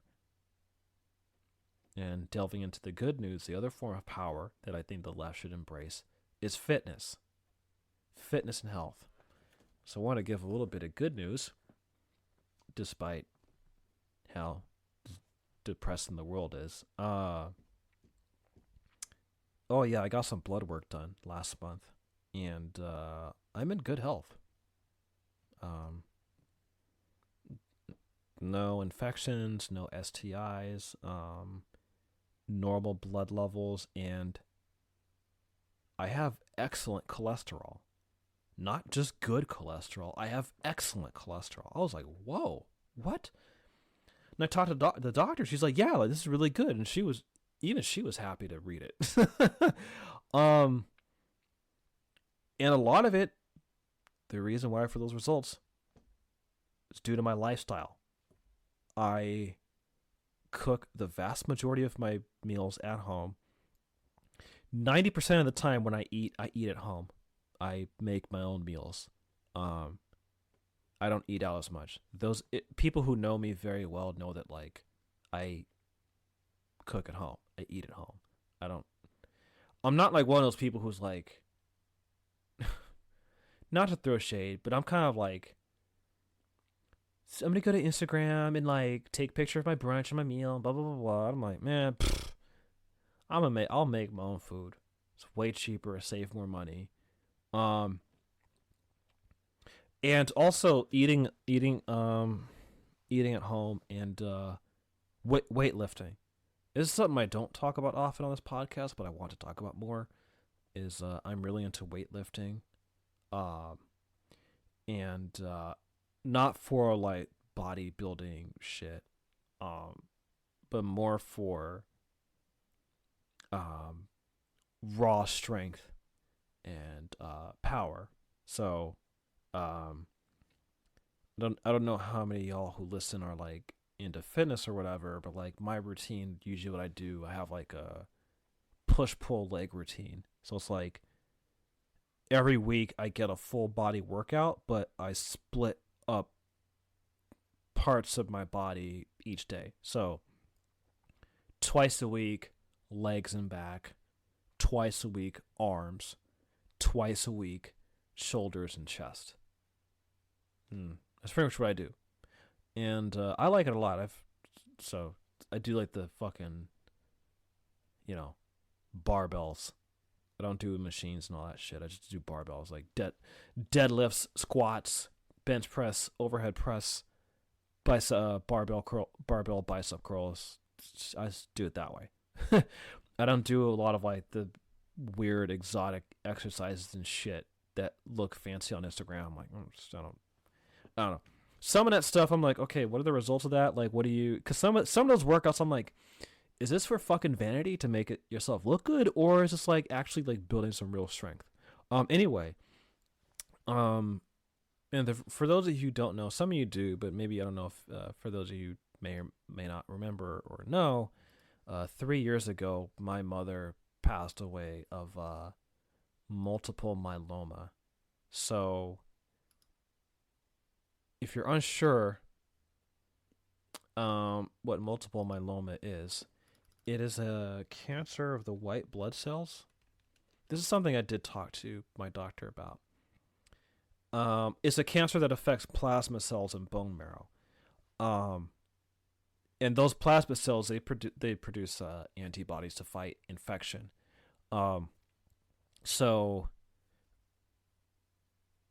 yeah, it's basically, okay, here's a Mayo Clinic, the Mayo Clinic definition. So, multiple myeloma is a cancer that forms in a type of white blood cell called a plasma cell. Healthy plasma cells help fight infections by making proteins called antibodies. Antibodies find and attack germs. In multiple myeloma, cancerous plasma cells build up in bone marrow. The bone marrow is a soft matter inside bones where blood cells are made. In the bone marrow, the cancer cells crowd out healthy blood cells. Rather than make healthful antibodies, the cancer cells make proteins that don't work right. This leads to complications of multiple myeloma. So, the symptoms include bone pain, nausea, constipation, loss of appetite, mental fogginess, tiredness, infections, weight loss, weakness, thirst, need to urinate. Yeah, my mom had almost all these symptoms, especially because she got diagnosed actually the year I graduated college, my senior year of college. Like the last semester of my senior year of college is when my mom was first diagnosed in 2010. And then she was in remission. And then after my grandmother passed away in 2015, right around 2016 is like when my mom's cancer came back, and it seems just more aggressive. But yeah, she had like almost all these symptoms. Definitely a little bit of nausea. Definitely loss of appetite, mental fogginess, tiredness, weight loss, weakness. Like, those are some very common symptoms she had, especially when it came back, especially during her second round of cancer, and that's when she passed away. It was like death. It was like death by 1,000 cuts. She just got weaker and weaker and weaker, and it was painful to see. And for obvious reasons, I don't like talking about it too much. I don't want to. I'll spare you guys the details, but it wasn't fun to watch. But especially someone who was near and dear to me, like my mother, it was not fun. But basically over time, the cancer, it weakened her bones. Were like, that's basically how it killed her. Even when my mom was getting ill, I got into weightlifting, but mostly with dumbbells. Then after she passed away, I made like a gym in my garage. So that's where I work out, and that was actually part of my grieving process, because I did go to therapy. Which apparently, like, I mean, I'm in favor of men going to therapy, but sometimes, like, the way people talk about men going to therapy is so freaking weird. It's like this performative shit. Like, I went to therapy. Okay, good for you. Awesome. Like, cool. I'm not trying to shit on people who go to therapy, but, like, there's, like, I don't know, too much, like, people treat therapy like it's some religious thing versus, like, doing it because you genuinely want to get better. And that's why I went to grief counseling, because it was like, I was going through a lot of torment and pain, and I wanted to get better. So I treated it like going to the doctor, basically. But, you know, there's other stuff to navigate grief aside from going to grief counseling. Because I think people talk about grief all the time. Here's the thing. You don't fucking get over it. When someone dies, you don't get over it. And here's the thing. Death is a great equalizer. We're all going to die someday, including myself. I know I'm going to die someday. I don't know when. I hope I live long. But I know, like, my days are numbered. And so are yours. You're going to die someday, too. Just to remind you. But it's something, like, you have to learn to accept that it's just a normal part of life. Everything has a life cycle. Plants have life cycles, seasons. Animals have life cycles. Like, everything in nature has some sort of cycle to it. Humans are no different. We have a cycle. We have expiration date. But we may die in a physical form, but, you know, depending on what your spiritual beliefs, like, you know, there is an afterlife. Like, there's a life, there's somewhere where our consciousness and soul goes after our body ceases its natural functions and we wind up deceased. So my point is that, like, grief, like, you never truly get over it. You just learn to accept that reality and integrate it into your life. And that is one thing I felt was the most helpful that I got with my grief counselor, she's someone who her specialty was, like, counseling people through death. And that's something that I found very helpful, is that there's no such thing as getting over death. We're always in a state of grieving, and honestly, it's fucking okay. There's nothing wrong with it. You just learn to accept that it's part of life, and you learn to kind of integrate that loss into your life, and you learn to like the pain and the trauma of grief. It goes away. The scars are still there, but, like, the hurt, like, it, you know, it you feel it less as time goes on, and as you develop healthy coping mechanisms. Also, sometimes it is true, people do die of broken hearts, by the way. It's look it up. It's not uncommon for, like, let's say if someone loses a spouse, and, like, especially for, like, elderly couples, right? Let's say their spouse passes away. A year later, they die of a heart attack because grief, it could impact your heart. Like, you know, it's true. You can die of a broken heart. And, like, because humans were meant to care for one another. So when someone you care about and you lose them, you're going to hurt. It's going to fucking hurt. And it's a sign that you're human because you cared about that person, but their loss hurts you. And you feel it. Not just, you know, you feel it in your body. Like, it's like, oh, fuck, this is a level of pain that's very intense. Anyway, part of my journey in navigating through grief was actually through weightlifting, exercising more. And this is the connection I made. So, as I was saying, like, how multiple myeloma,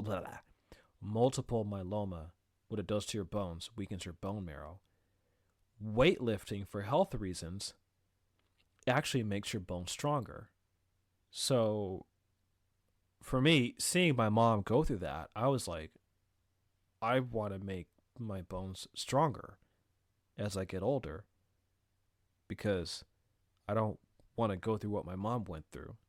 And actually, yeah, lifting heavy weights it actually can prevent osteoporosis, because you're not just, like, building muscles. You're making your bones stronger. Your bones are stronger. And anyway, when I was talking to my doctor, that's something we talked about, because multiple myeloma, people aren't sure like how it's caused, like what's the cause of it, because that's something I was always wondering. Whenever my mom would go to chemotherapy, it was like, when is this shit gonna end? Neither her or I knew it, and it's like, when is this gonna fucking end? My mom's just gonna keep suffering? Like, what the fuck? And even my mom was like, God damn it, like, this is what I have to look forward to? Like, what the fuck? Like, she was not happy. I was not happy. Actually, I found a New York Times article. Oh, actually, yeah. Here we go. From no hope to a potential cure for a deadly blood cancer. Multiple myeloma is considered incurable, but a third of patients in a Johnson & Johnson clinical trial have lived without detectable cancer for years after facing certain death. Okay, so there is hope for a potential cure for multiple myeloma, which is good. That's good news. I just, hopefully the Trump administration, this fucking dope, the head of Health and Human Services, RFK Jr., doesn't fucking undermine this with the cutting to cancer research. This is how fucking sick these people are. Anyway, I'll put the link to the New York Times article in the show notes about the potential cure for multiple myeloma. But anyway, the cause of multiple myeloma is like up in the air.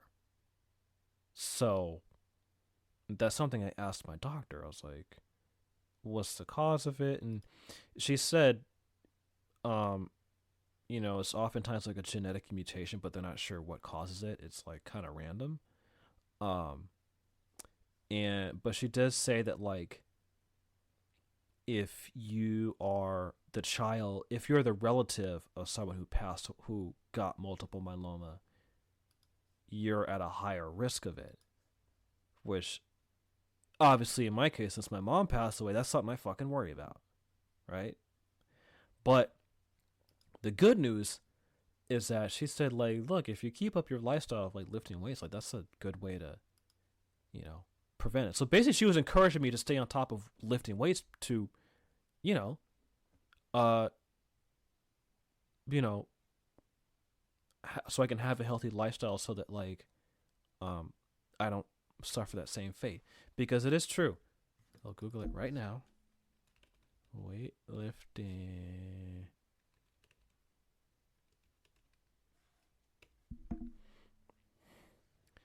Yeah, weightlifting. It builds bone strength and density. So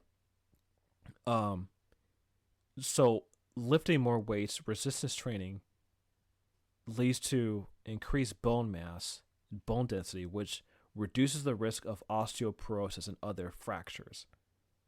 So that's why I made that connection, because, like, I don't want to suffer my mom's fate. So for me, like, lifting weights is part of, like, my healing journey. And this is, like, sort of my hot take on, like, therapy and stuff like that. I think talk therapy is good, but I do think that, like, for me, my kind of critique of it, and this is not, especially as a guy, like, I don't want this to be misread as like, oh, you're trying to justify a man should go to therapy, blah, blah, blah, blah. Like, no, I'm not fucking saying that. I do think that, like, you have to do more than just fucking talk all the time. Like, you actually have to do stuff. And I truly believe that there is a connection between mind, body, and spirit within African thought, like, kind of ancient African thought, when it comes to how Africans before Europeans came. Africans always saw a connection between mind, body, and spirit. The separation between the mind, the mind and the body, that's a very Western conception. So even, like, in my opinion, my kind of hot take, that, like, even the way we think of therapy is that, like, oh, just talk out your feelings and then you'll feel better. To me, it relies on like a flawed assumption that you can separate the mind from the body itself. Like,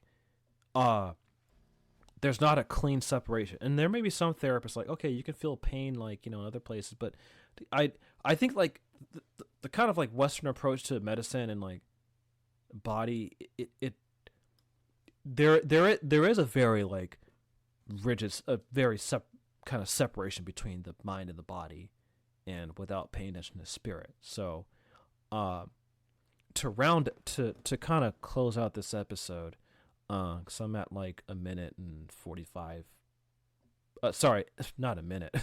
Definitely more than a minute. An hour and 44 minutes.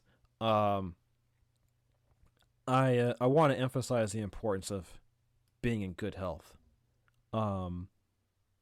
Physical health, mental health, spiritual health.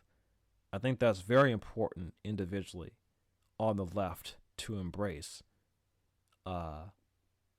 so that we can be of greater service to the fight for emancipation and to be of service of others.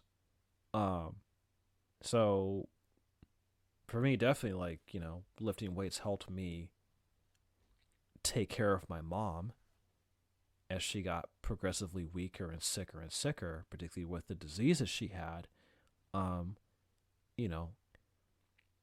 The more weights I lifted, particularly just with dumbbells, it helped me do physical stuff that she just couldn't do because she got weaker. So I was able to be of greater help to her because I got physically stronger while she was getting weaker, And you can take that as like an example to apply elsewhere. Like, if you yourself are in good health, physical health, mental health, spiritual health, then you can be more effective in terms when it comes to political activism. Because sometimes, like, I was listening to this interview with Butch Ware that he did with FD Signifier, and something that Butch Ware said I thought was pretty important. He said that oftentimes there are people who are in activist spaces who themselves are not like fully healed, and like there are a lot of people who go into organizing spaces and they have like their own issues that they haven't sorted out, and it could manifest itself in activist spaces and wind up doing harm to other people.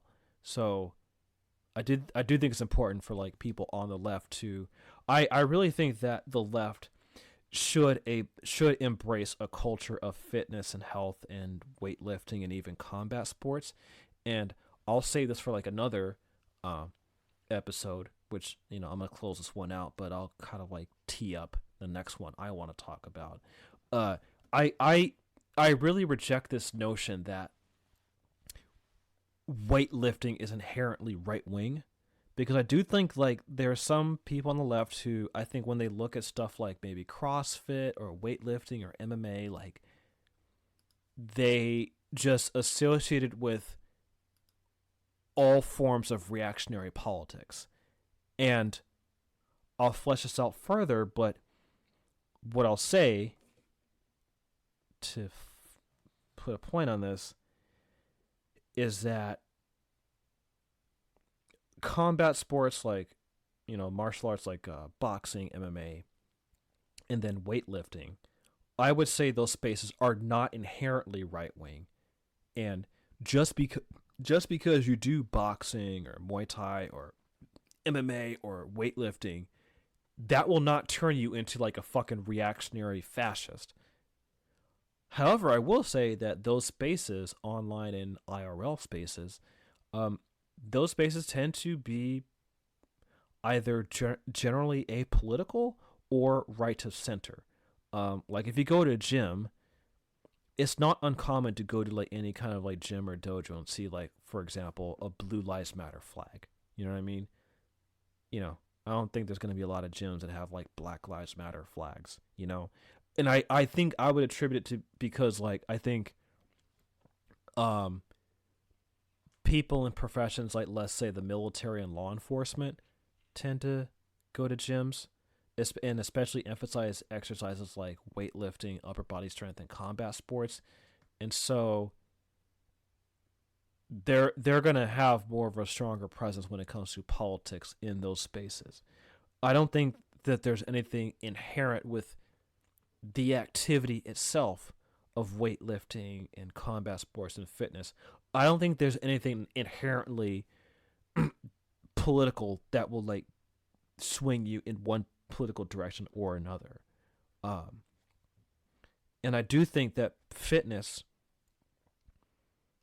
combat sports, weightlifting, overall fitness itself is part of revolutionary struggle, especially when you talk about armed struggles, armed liberation struggles. I mean, those people need to know how to fucking shoot a gun and fight, you know? So, like, you know, it's kind of funny, like, when people on the left will talk about revolution this and blah, blah, blah, fight for liberation. Like, okay, fight. Okay, what kind of fight? Like, physical fight? Political fight? What kind of fight? And are you strong enough to fight? Are you physically strong enough? Are you mentally strong enough? Like, there's various forms of strength, right? And so I think it's important to embrace fitness as part of that, to make you more mentally fit, spiritually fit, and physically fit. And even if someone has, like, let's say, a specific disability, you have accommodations. Now, I'm speaking as an able-bodied person. So, like, if someone has, like, a specific, you know, physical disability, I cannot speak on their behalf as it relates to fitness. But I would say, like, you know, for the vast majority of lefties who, I would say, for the most part, are, let's say, able-bodied, right? Like, you know, someone who's not, say, like, paraplegic or quadriplegic or, like, paralyzed, or, you know, like, if someone has, like, a severe physical disability, they need a whole different set of accommodations. But I would say that for the vast majority of lefties, you know, most of them are able-bodied. I think that's safe to assume. They could, you know, embrace some form of physical fitness. And I think it's really important to be healthy and to treat your body well. Yeah, I was actually pretty pleased with that. That, you know, there was also my blood work that I got last month. So, and the doctor encouraging me to keep doing what I'm doing. Cooking at home, and definitely lifting weights. That's something that she definitely emphasized that like lifting weights is actually really good to maintain good health. And I think that's part of the reason why my cholesterol levels are, like, excellent. Like I said, my cholesterol level was not just good, it was excellent.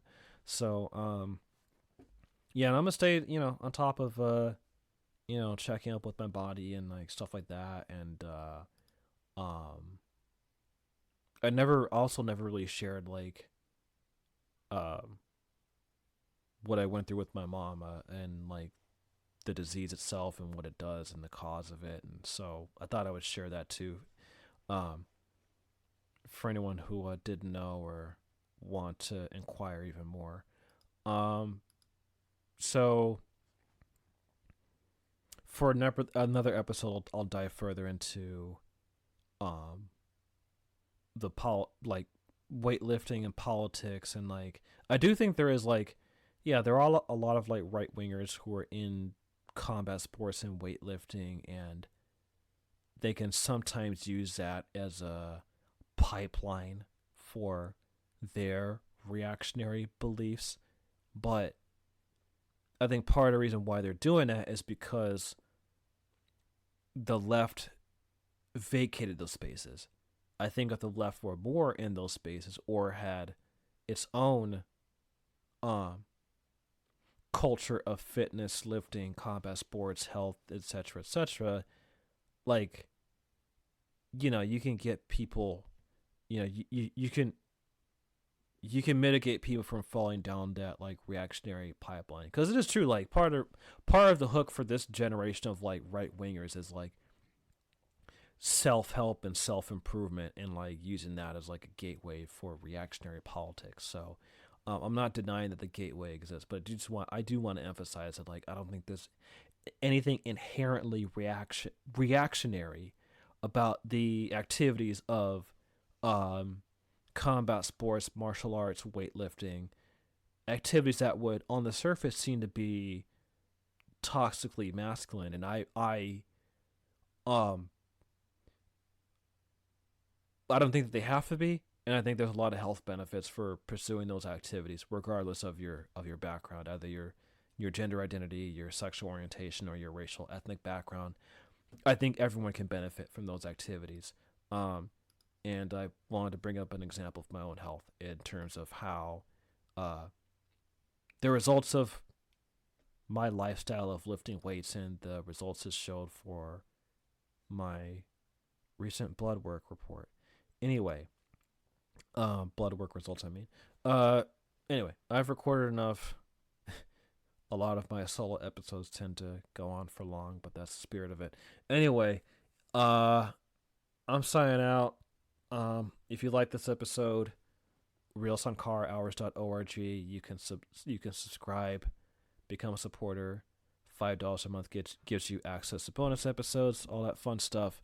What else? Yeah, that's pretty much it. Keep the faith, stay dangerous. Love you guys. Take care. Peace out. Yo, what's up? It is August 21st.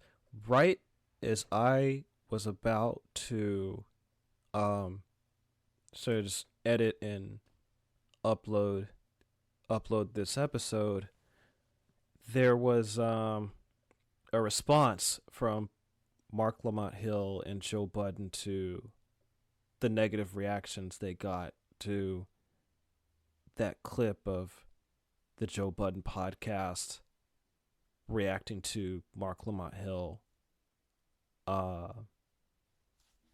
mentioning his colleagues in Gaza all being murdered. And so I wanted to I was thinking about like making this like a separate episode, but like I want to get this out, and since I talked about it in depth and like I really did rip the shit out of Joe Budden, and I still stand by ripping the shit out of him. He did acknowledge like he fucked up, I'll give him that, but like, you know, in this episode I tore him an asshole, so I'm gonna stand by me ripping him an asshole because he fucking deserved it. But I want to add this addendum to this episode. And also, like, part of me felt a little bit bad calling him and the other people on the podcast a bunch of overweight 45-year-olds. Because I was like, okay, I don't want to, like, use, like, making fun of whether or not someone is overweight is, like, a sort of low blow insult. So I don't, like, you know, so my intention, so I just want to kind of clarify that too. Like, I don't want to, like, you know, like, completely shit on people just because of, like, whatever body type they have. So, anyway, but my point in that comment, that insult I had, was really, my point was to get across is how stupid he looked, essentially. And there was a comment on Twitter, some people were making fun of Joe Budden, and I think it was after that clip went viral on Twitter, that, like, they showed some clip where, like, Joe Budden was goofing off in the studio, the podcast studio, and he had, like, a tank top on, and they said, like, oh, Joe Budden looks like Uncle Phil now. And he, like, you know, he has, like, a little, like, kind of beer belly and shit, and, like, so, like, in another respect, like, my kind of dig at calling him, like, an overweight 45-year-old, like, kind of stands. I'm not trying to, like, really shit on him, you know, because, you know, when people age, like, you know, bodies change, metabolism changes. But my point is that, like, the way that someone like Joe Budden comes across, he looks incredibly goofy because, again, he's, like, you know, like, gray-haired uncle, beer belly, 45-year-old age, and his response was equivalent to that, was equivalent to that of a fucking high school teenage boy. So it's part of the reason why I made that insult. So like, I just want to. So my point is, I'm not trying to like. I partially felt bad for like, okay, maybe I shouldn't have said that, but that's not the point. The whole, I don't want to make that the whole point of this addendum. But I do want to like update this episode before I release it too, because there was a response from. I didn't really see a response from Joe Budden on Twitter or something like that. I don't know like where he found it, but where he posted it. I mean, but Marc Lamont Hill, like he just because Marc Lamont Hill has his own YouTube channel. He calls it like Night School, and he streamed it, and he addressed it. So I thought putting this addendum would be warranted before I release it. And so Marc Lamont Hill, he clarified that like basically, and I'll put the link to that YouTube where Mark talks about it. I'll put it in the show notes as well. But basically the gist is that he was saying that he understood the reaction, but he was saying basically Marc Lamont Hill was trying to be charitable to Joe Budden, and his point was that his intention wasn't to say like, you know, fuck Palestine. Like he said that basically his point was that clip was taken out of context of a longer show where the format is very lighthearted. And to be fair, I also do want to be fair to the Joe Budden podcast. Despite my reservations with the podcast and how it's just run,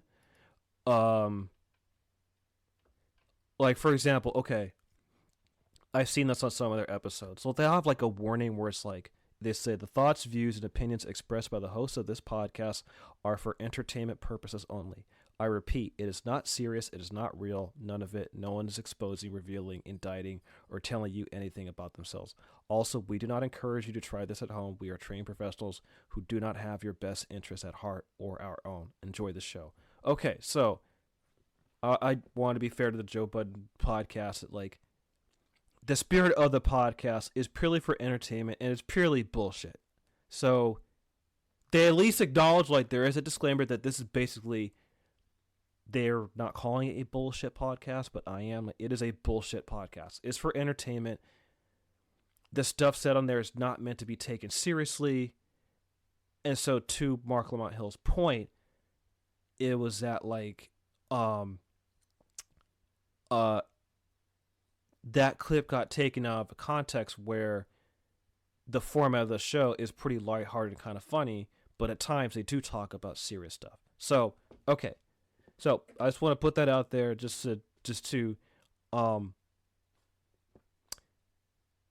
represent their response to people's criticisms. Okay. I still have my critiques. And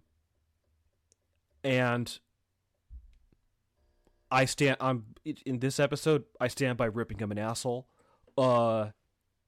Because like I just think it's just like when I was listening to Marc Lamont Hill and there were two other guys who were commenting, and I thought like, I'm gonna be honest, I thought they were being Marc Lamont Hill himself. And by the way, before I go on, Marc Lamont Hill is a very incredibly intelligent Black American journalist, an academic, and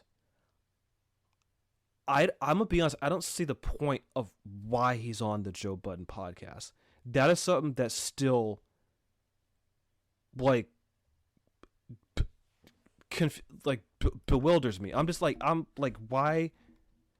Because like, okay, so if the point of the podcast, by the Joe Budden podcast own admission and their own by their own admission, that it's meant for entertainment, it's meant to be lighthearted, someone of Marc Lamont Hill's stature, I don't see the point of why he's on there. And I don't. Maybe Marc Lamont Hill explain why he's on there. I don't fucking get it. I don't see the point. It just, to me, it's like, to use, like, let's say a boxing analogy, right? Like, because if you're in boxing or any kind of combat sports, you put in weight classes, right?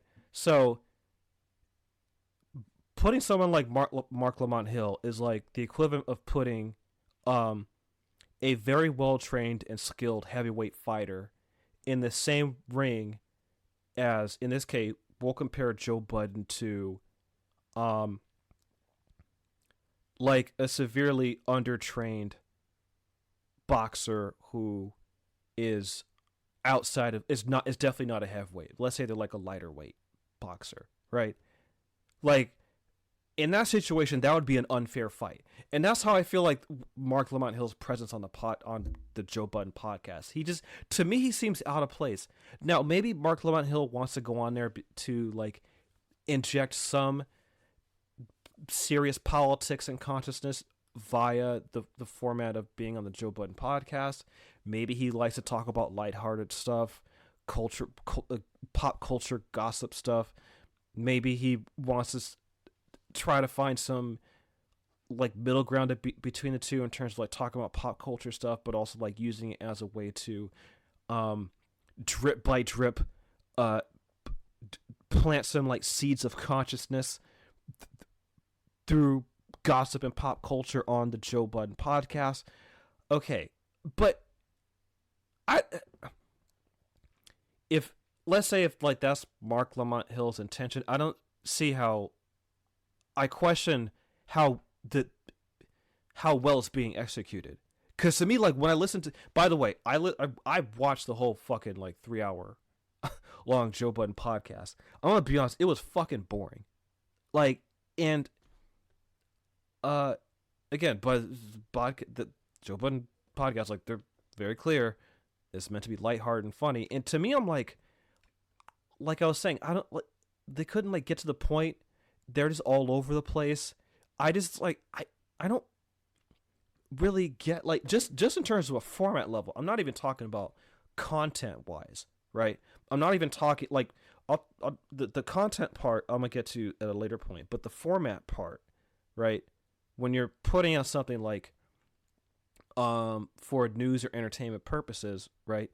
Like, you have to make use of the format. So, like, with whatever stuff you put out there, like, you should get to the point. Like, there should be, like, a clear goal of, like, why you're watching it, right?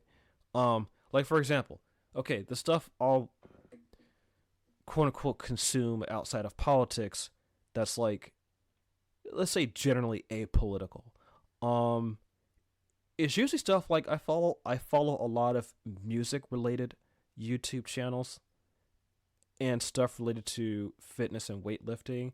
And the music stuff, now here's actually where overlap with the Joe Budden podcast, because Joe Budden was a rapper in the early 2000s. So as a millennial, I remember when, like, Joe Budden was big when I was in high school.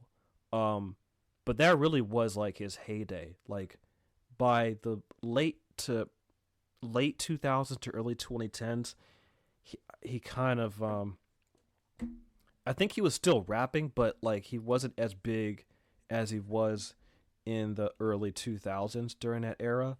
Let me see. I just want to look up, like, when his I think, like, yeah, his breakthrough was in 2002. Yeah, that was my freshman year of high school. And then yeah, he was pretty much popular throughout the 2000s. And then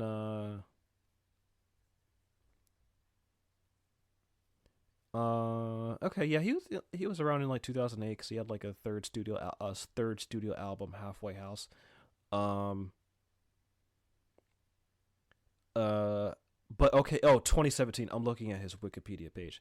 2017 is when he switched from music to broadcasting, and then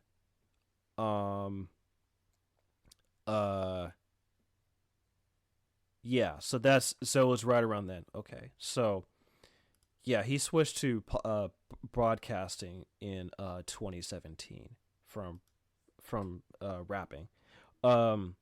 Yeah, he had a rap. I'd say a successful rap career, but he wasn't like as. I mean, he's not like as much of a household name like music wise as like, let's say, I don't know, like Kendrick Lamar or I'd have to look at the album sales. Like, I mean, I don't really feel like looking at it at this point. I don't want this to be too long. But my point is that,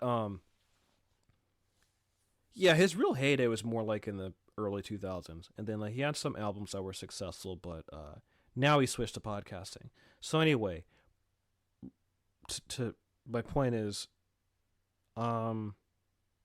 his area would be, is obviously music, but his is more like hip hop and like rap beefs and that kind of like stuff or whatever.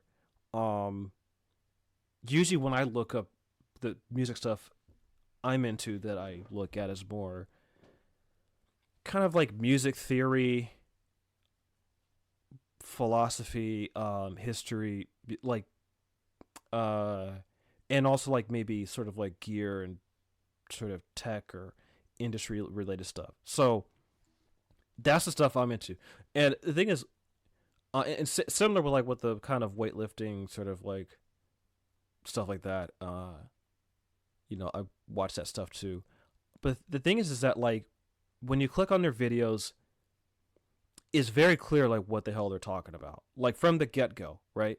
Like when I was doing a lot of my freelance journalism, when you're writing, there's like the lead, right? So basically, like, it's very clear in like the first couple sentences of your article what you're writing about. The title is clear, subtitle's clear, and then like in the first like paragraph is very clear, like this is what you're talking about. This is what's in the news, right? Because especially like, even with like, let's say newspapers or magazines, you want to grab the reader's attention right from the get-go and then dive further into it, right? With the Joe Budden podcast, my issue was that it wasn't clear from the jump what the fuck they're talking about. And I have a similar issue with some of these other like for lack of a better term, bro podcasts. I mean, I don't know. I feel like even that term bro podcast is sometimes gets thrown around quite a bit. But I would say like the Joe Budden podcast, the flow of it reminds me of the Flagrant podcast by Andrew Schultz, or maybe the Nelk Boys. It's just like a bunch of guys with a microphone and they're just talking, and it's like, what, like get to the fucking point. Like, what are you talking about? So from a format level, I'm like, even when I was listening to that Marc Lamont, when the episode in question, right, where Marc Lamont Hill is there. Now Marc Lamont Hill is sort of a fixture on the Joe Budden show. And they just talked about like Marc Lamont's trip to wherever, I think it was like Martha's Vineyard or some shit. And I'm like, okay, so what's the point? Like, what? Like, is this is that the fuck, like, right there I'd be like, so is this the lead? Marc Lamont Hill to fucking Martha's Vineyard? And then like, oh, we're gonna talk about this and this, blah blah blah blah blah blah blah. It's like, get to the fucking point. That's what fucking aggravated me about watching that shit. That's what, beyond just the content itself. It's like, get to the fucking point.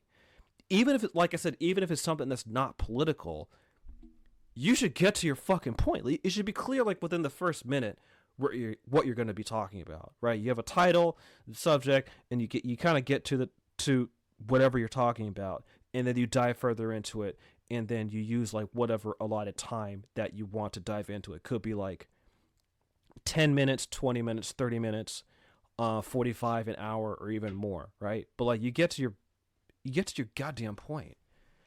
So that's what frustrated me. That's what fucking frustrated me with that episode. I'm like, can y'all just get to the fucking point? Like, what the hell are you talking about? It's like all over the place. So I guess some people like that because it's something that's like lighthearted and fun or whatever. I guess you could play in the background or whatever the fuck. Okay, whatever floats your boat. But to me, I'm like, just from a media perspective, like, God, get to the goddamn point. Shit. So that was the first thing. Just the content, the sort of format wise, right? Because it is, lighthearted, fun or whatever. But I'm like, okay, even if it's lighthearted and fun, can y'all get to the point? Like, and also, like, these people aren't funny. That's another thing, is that, because what Marc Lamont Hill was getting at is that this podcast is typically like kind of lighthearted and silly and jokey, but Joe Budden's reaction wasn't meant.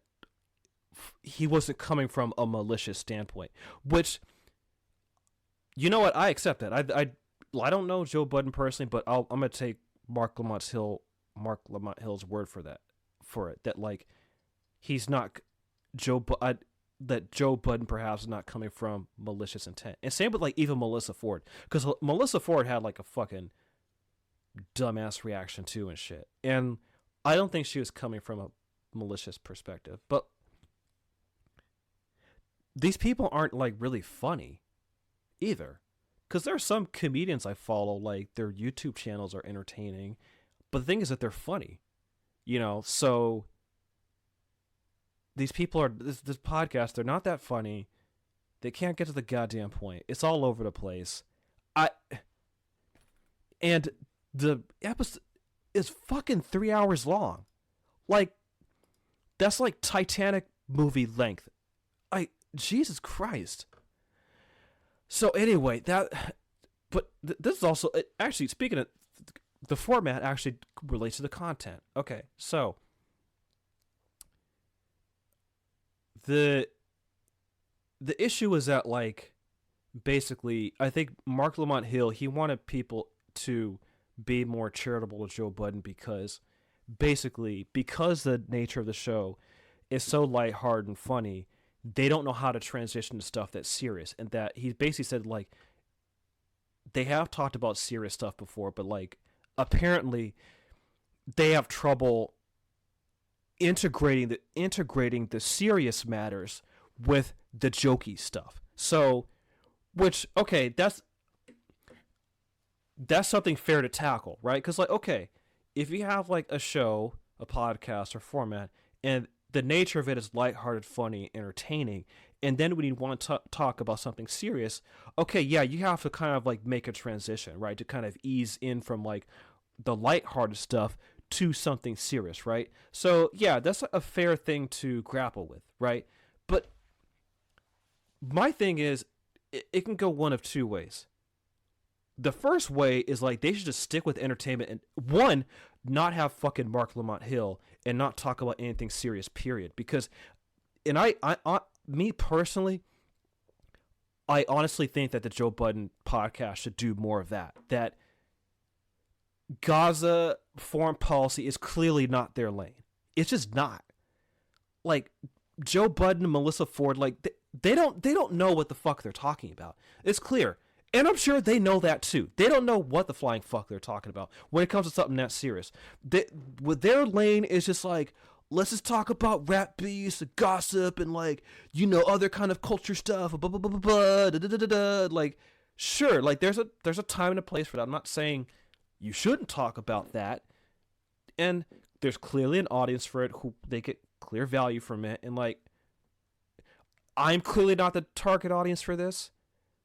And that's fine, but I will say my impression is that, and I'm even basing this on a comment, I'm not just trying to pull this out of my ass. I would imagine that the main target audience of the Joe Budden podcast do not give a flying fuck about Gaza.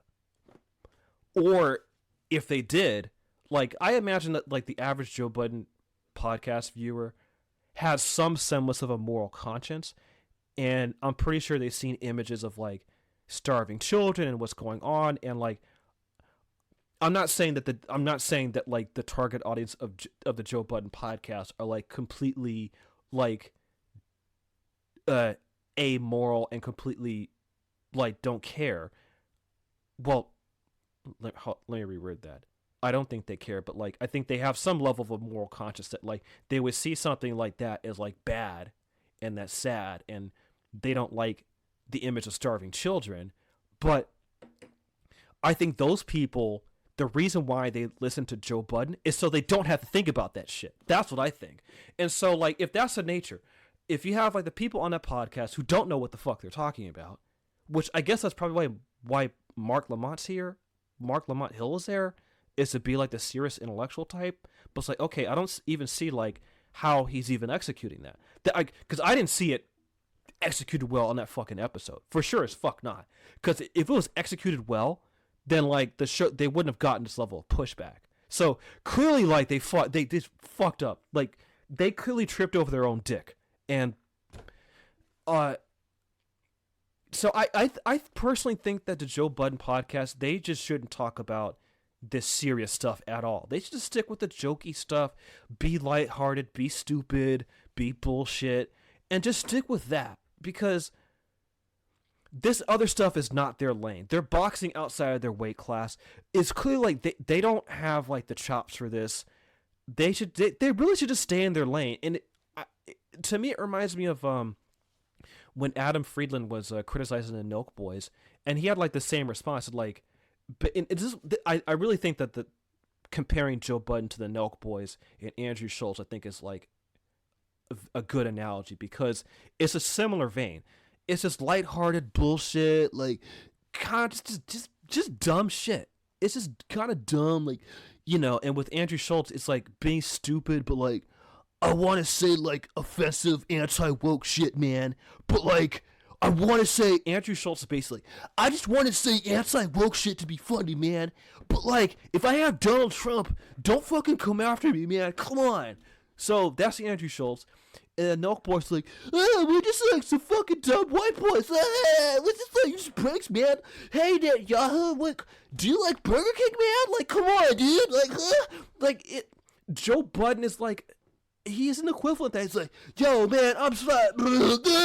It's just dumb shit. And like I said, there are people who like that. There's a time and a place for us. He should just stick to stupid shit. And clearly, like I said, by the disclaimer, I'm going to read it again. In the second paragraph of the fucking disclaimer it says, I repeat, it is not serious, it is not real, none of it. No one is exposing, revealing, indicting, or telling you anything about themselves. Also, we do not encourage you to try this at home. We are trained professionals who do not have your best interests at heart or our own. They're being clear. They should stick with that. Like, they clearly do not have the best interest of the people of Gaza at heart. Like, they clearly don't. Like, they don't. So, they don't know what the fuck they're talking about. They're clearly outclassed when it comes to this serious shit. And when they do try to talk about serious shit, it's like, yes, pivot the fucking jokes, man. Like, this is what's in the first fucking rap beef, man. You know, like, just, if they're, his show is like just silly, lighthearted, just like this all man.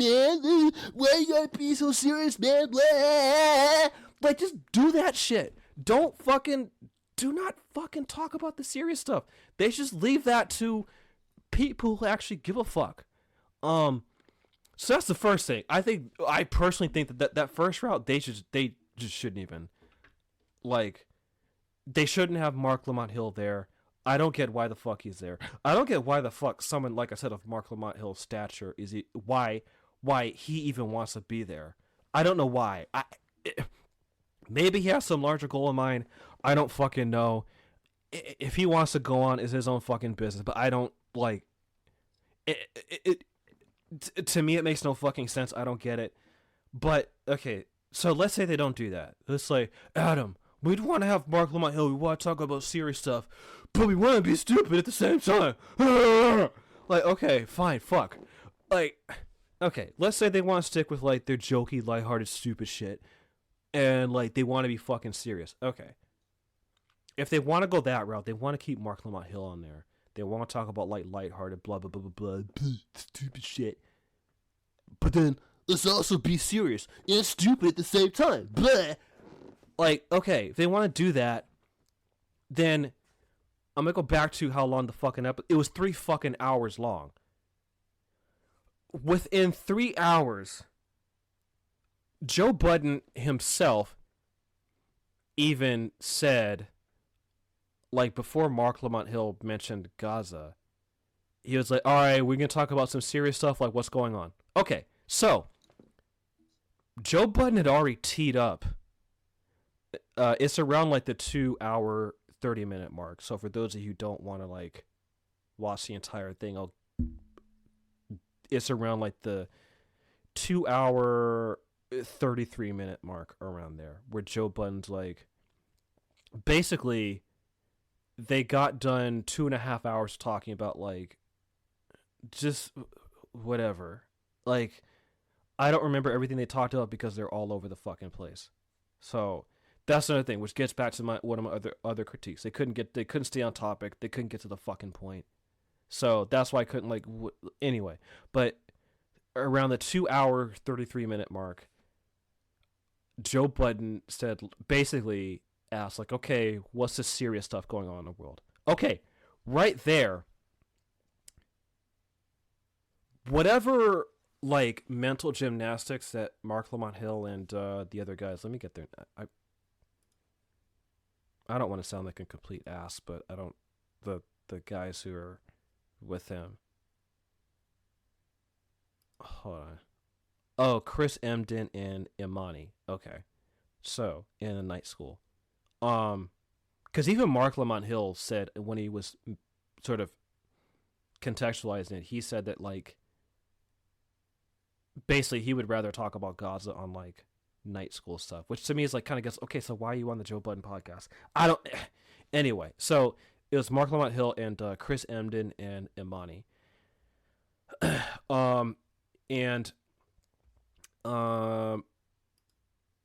Like I said, I think they're being incredibly charitable, and so this is why, like, I think their charity to Joe Budden, like, they were,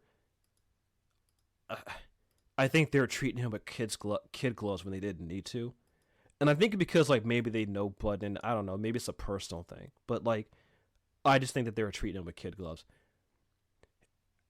and whatever charity that they're trying to give Joe Budden, to me, like, goes out the window, because right around the 2 hour 33-minute mark is when Joe Budden himself explicitly asked, what's the serious stuff going on in the world? So to me, it's like, well, Joe Budden himself asked, what is the serious stuff going on in the world? So he literally asked for this shit. He did. Because if he didn't want to talk about Gaza and didn't want to go through that awkwardness, why ask that question in the first place? So, like, why fucking ask? He didn't have to ask. He could have just not had that question at all. Just all right, let's end the show. Like, we talked for 2 hours and 30 minutes, and, you know, let's get to ads or blah blah blah blah, like, whatever. But it was within 1 minute that Marc Lamont Hill, like, shed some truth out of the world, and then they try to pivot. So it's like, it's within 1 minute of a show that is over 3 hours long. And to me, it's like, okay, if they want to interject some serious stuff in a show that is its spirit, lighthearted, funny, entertainment, bullshit, stupid, whatever. Like I said, I'm calling it stupid. I'm making funny, jokey voices and mocking them for being stupid, because, again, by their own admission, they don't take themselves seriously. So if they're not taking themselves seriously, I don't fucking take them seriously. So, like, whatever really ridicule I give to them, it's completely warranted because they don't take themselves fucking seriously. So anyway, but if they want to inject some serious stuff, to me, within that 3 hour block, they can segment, like, let's say, at minimum, 30 minutes of serious stuff. Either, let's say, maybe the beginning half or the second half of the show. And then the majority of that time slot can still be for lighthearted gossip culture, which is what their target audience wants. Again, I'm not saying that their target audience is like completely malicious, but I think it's a fair assessment to say that the key target audience of the Joe Budden podcast like are the type of people who like generally don't give a fuck about foreign policy, but I think like when they see images of dead babies, it repulses them. So, and to be honest, that's not that different from a lot of Americans. Like, most Americans, for the most part, really don't give a flying fuck about American imperialism. Really the main time when Americans really give a fuck about America's war machine is like when people see like coffins of dead American soldiers coming home. Like that's usually when Americans start, because then Americans themselves start feeling the cost, right? Seth Harp, he's been doing some fantastic interviews. I want to get his book on Fort Bragg and drug trafficking of. It's like basically his stories of talking about like these like unsolved murders of former Delta Force guys who were involved in drug trafficking, and then he dives deep into like this shift in American militarism, and it really resonated with me because like when I did a lot of my reporting on Guantanamo and the war on terror, that was something I was observing, that like particularly during the Obama years, there is a shift from American militarism focusing more on global targeted killings by special operations forces, particularly like Delta Force, Navy SEALs, those types of units, right? In addition to drone strikes and all that. That was pretty much the Obama foreign policy. It was like, rather than these large-scale military occupations, expand the number of drone strikes in like quote-unquote direct action night raids, basically just global death squad shit. And one thing he said is that like Seth Harp said, that is, I think he hit the nail on the head. That approach to American militarism basically allowed the American war machine to continue, but without the number of deaths to American soldiers, basically. Because like, yeah, these like kind of special ops guys, they're very good at like killing people in the cover of darkness and getting out alive. So, you know, and also their missions are classified. So like you can conduct basically American militarism with one, less deaths of American soldiers, and two, under secrecy. And that was something he mentioned, is that like that's part of the reason why, you know, Americans weren't paying attention, because a lot of it was done in secret and there weren't dead American bodies coming home. So I connect that to, I imagine that's like the sentiment of like most of the people who watch the Joe Budden podcast. They probably don't give a fuck about politics in general, maybe tangentially, but they probably definitely don't really give a flying fuck about foreign policy. But I do think like on a moral level, like if they were to see images of like dead Palestinian children, it would repulse them. So given that target audience and the nature of the podcast, if they're trying to balance it, like they should have like a segment of like at least 30 minutes where they talk about serious stuff. And then stick to the lighthearted stuff that is geared toward their target audience. So they can fulfill some sort of like ethical responsibility of like injecting some form of awareness of what's going on in the world, while at the same time still being lighthearted. So I mean that's what I think. But I mean I appreciate the response, the clarification that Marc Lamont Hill gave. I think is in good faith. I don't think Joe Budden and Melissa Ford and others on that podcast are coming from a malicious place, but I just think that these people just like, they're just out, like they just don't have the chops for this stuff. They just don't. like foreign policy, international affairs, politics, current events, the state of the economy. Like, this is outside their lane. And I think they're just best to just stay in their lane. It's just lighthearted, goofy shit. I don't give a flying fuck about the podcast. There are some people who do, like, and if some people like to listen to Joe Budden because it's lighthearted or whatever, that's fine. I just don't like the fucking format. Oh, before I end this is one thing I wanted to get at. I looked up the net worth of his podcast.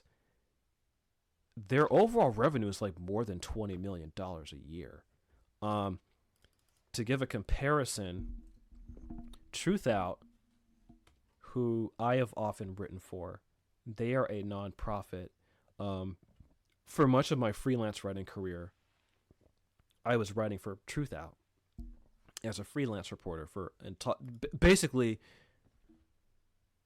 for a couple years. Like, I was like Truth Out's like go-to freelance reporter on Guantanamo. I wasn't like a full-time staff writer, but I was kind of like their de facto Guantanamo guy. And I would write about Guantanamo for other publications, but Truth Out, they are a 501c3 nonprofit, and their annual revenue is generally hold on, let me find it. Hold on. Their revenue is like usually around, I'm looking at ProPublica has some numbers. $2.67 million.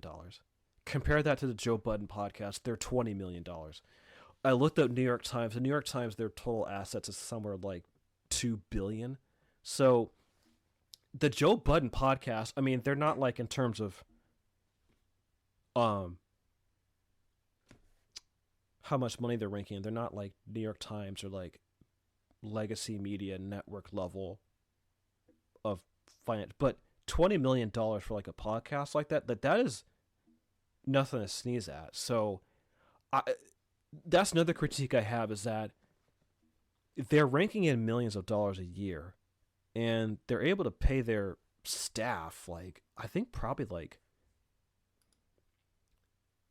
I'm kind of cruising through Google to get some like accurate numbers, because Google, they'll give you like an AI overview and then there's like links, and so I'm not using ChatGPT to get the fucking answer, like, but yeah, when you go on Google, there's like a AI overview, but it, like, at least it gives you links where you can dive further, which I think is like that's fine. But I think it said that, like, hold on, it's a New York Times article.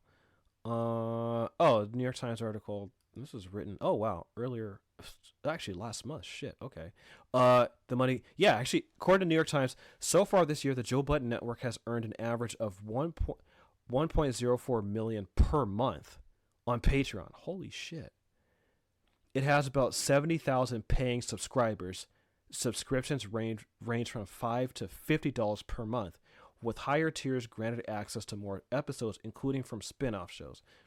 This means its 2025 subscription value will probably exceed $12 million, enough to make Mr. Budden the top earner on the crowdfunding platform. Okay, so it wasn't like 20 million, it's around 12 million. That's still nothing to sneeze at. That is definitely more than Truth Out, for sure. And Truth Out, like, does actual reporting. That status and Mr. Budden's figures were confirmed by a spokeswoman for Patreon. But subscriptions are not the podcast's only revenue stream. Oh, okay. So this is like, they also do ads and stuff like that. Okay, so that's probably like where the AI summary got like the 20 million overall revenue. And it's not just from podcast subscriptions. They're getting it from ads. Okay, so they're ranking in a lot of money from ad revenue and definitely patrons. So people are paying for this. Okay, so people are paying for this, and clearly what they're paying for, I imagine, the reason why they're subscribing is, I highly doubt that they're his subscribers who are paying $5 to $50 a month. I highly doubt that they are paying to get serious shit in return. That's just what I think. I doubt that's not their target audience. And I'm even looking at even the comments of that episode. Most of it was like just like random shit. There was one comment that someone left. It said, "My condolences, Marc Lamont Hill, for your colleagues killed in Gaza. That should be a 1 to 3 hour pod within itself, not no 25-second. Come on, JBN." And then other comments. "Seriously, they will say their position or their opinion about anything, but won't speak specifically about the state of the voiceless Palestinians." And someone else said, "They pick and choose like everybody else with relationships. We will respect it more if off rip they just said it and kept it 100, stood on it. It's insane what's happened that we all watching the people we love with voices stay silent. That should tell us how powerful the people doing it are." Yeah, so I mean that's actually, I've heard other people say it, like basically, yeah, they'll have like strong opinions about everything else and like gossip and all this shit, but when it comes to something serious, like they do, like that's another reason why I think Marc Lamont Hill is being too charitable, is that, and why I compare the Joe Budden podcast to the Milk Boys and Andrew Schultz, is that like they don't have the chops for this shit. They don't. They really don't. And they look goofy as hell. Like when they talk about this stuff, and they're clearly, basically, when everyone can see that they don't know what they're talking about and they look like fucking idiots. Like, to me, it's like Joe Budden, and like Joe Budden should not be surprised. And I don't think Marc Lamont Hill should like run interference for him. I really think Marc Lamont Hill should have been like, maybe been, okay, I understand where Joe Budden's coming from, but like, yo, okay, you know what, you could have handled that better. Just like, Marc Lamont Hill, I don't get it, man. I don't know why he's on there, and I don't get why he's treating him with kid gloves like that. And the two other guys who were on the night school thing, they're being way too fucking charitable as well. And I think like the reason why I brought up that podcast finances is because like, maybe calling the Joe Budden, I don't even think calling it a podcast is like maybe even accurate. Some of these podcasts are not like simple DIY independent media podcasts like this one. Like our subscriptions, we get around like $70 a month. So we're raking in like between $800 to $900 a month. In terms of a year, sorry, $800, $900 a year in subscriptions through Patreon, through people like yourself. And I know our operating costs. Like our operating costs are like fairly low. You know, it's just me and Peter. Like Peter does like the audio stuff for our episodes together, and he usually does the titles for the episodes, and I do like the show notes and stuff like that, and like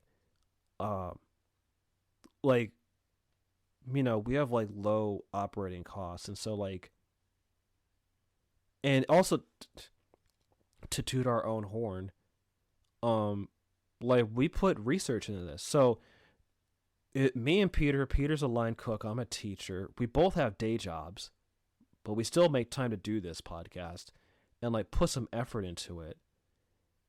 And we're doing this on a revenue stream that's a fraction of what the Joe Budden podcast is raking in. And given their revenue stream, their production value, because definitely their production, they have good production. I mean, they got good quality microphones, cameras, and they clearly have like a paid staff to do editing and like do all those shorts and stuff. Because there's a lot of, I think people like, you know, when you listen to podcasts and YouTube channels, like those of you who are listeners, you probably don't see like the kind of work that goes on to like produce that stuff. Like there's editing and like there's chopping and stuff like that. And like, you know, there's a way to like kind of get like with my solo episodes, I can just like talk record it quickly, edit it a little bit, and just get it out there like pretty quickly.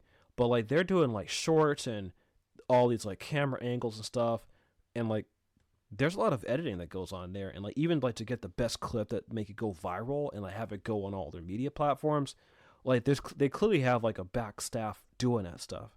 So they have a staff, they have money ranking in, and like what also just like befuddles me is that they have the resources they have.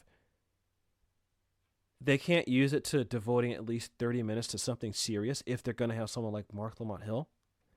Like, that doesn't make sense. Like, especially with a 3-hour format. Because it's not like cable news where, in the days of cable news, when that reigned supreme, you had, like, you know, a short time slot to talk about stuff, right? So you had to, like, get to, you know, especially, like, the way they did, like, shows and news, like, you had to be able to, like, with TV shows, tell a really good story within, like, you know, 20 to 25 minutes, and then, like, you have to factor in commercials and stuff like that. So you have to be very good at writing and telling a story in a good show and narrative and characters throughout, like, you know, episodes that are, like, around maybe 20, 25 minutes each for, like, you know, that make up a season. And then, you know, so there's that. And then with cable news, you have, like, 30 minutes to an hour to talk about all the news going on in the world and like cut to commercial and all this stuff.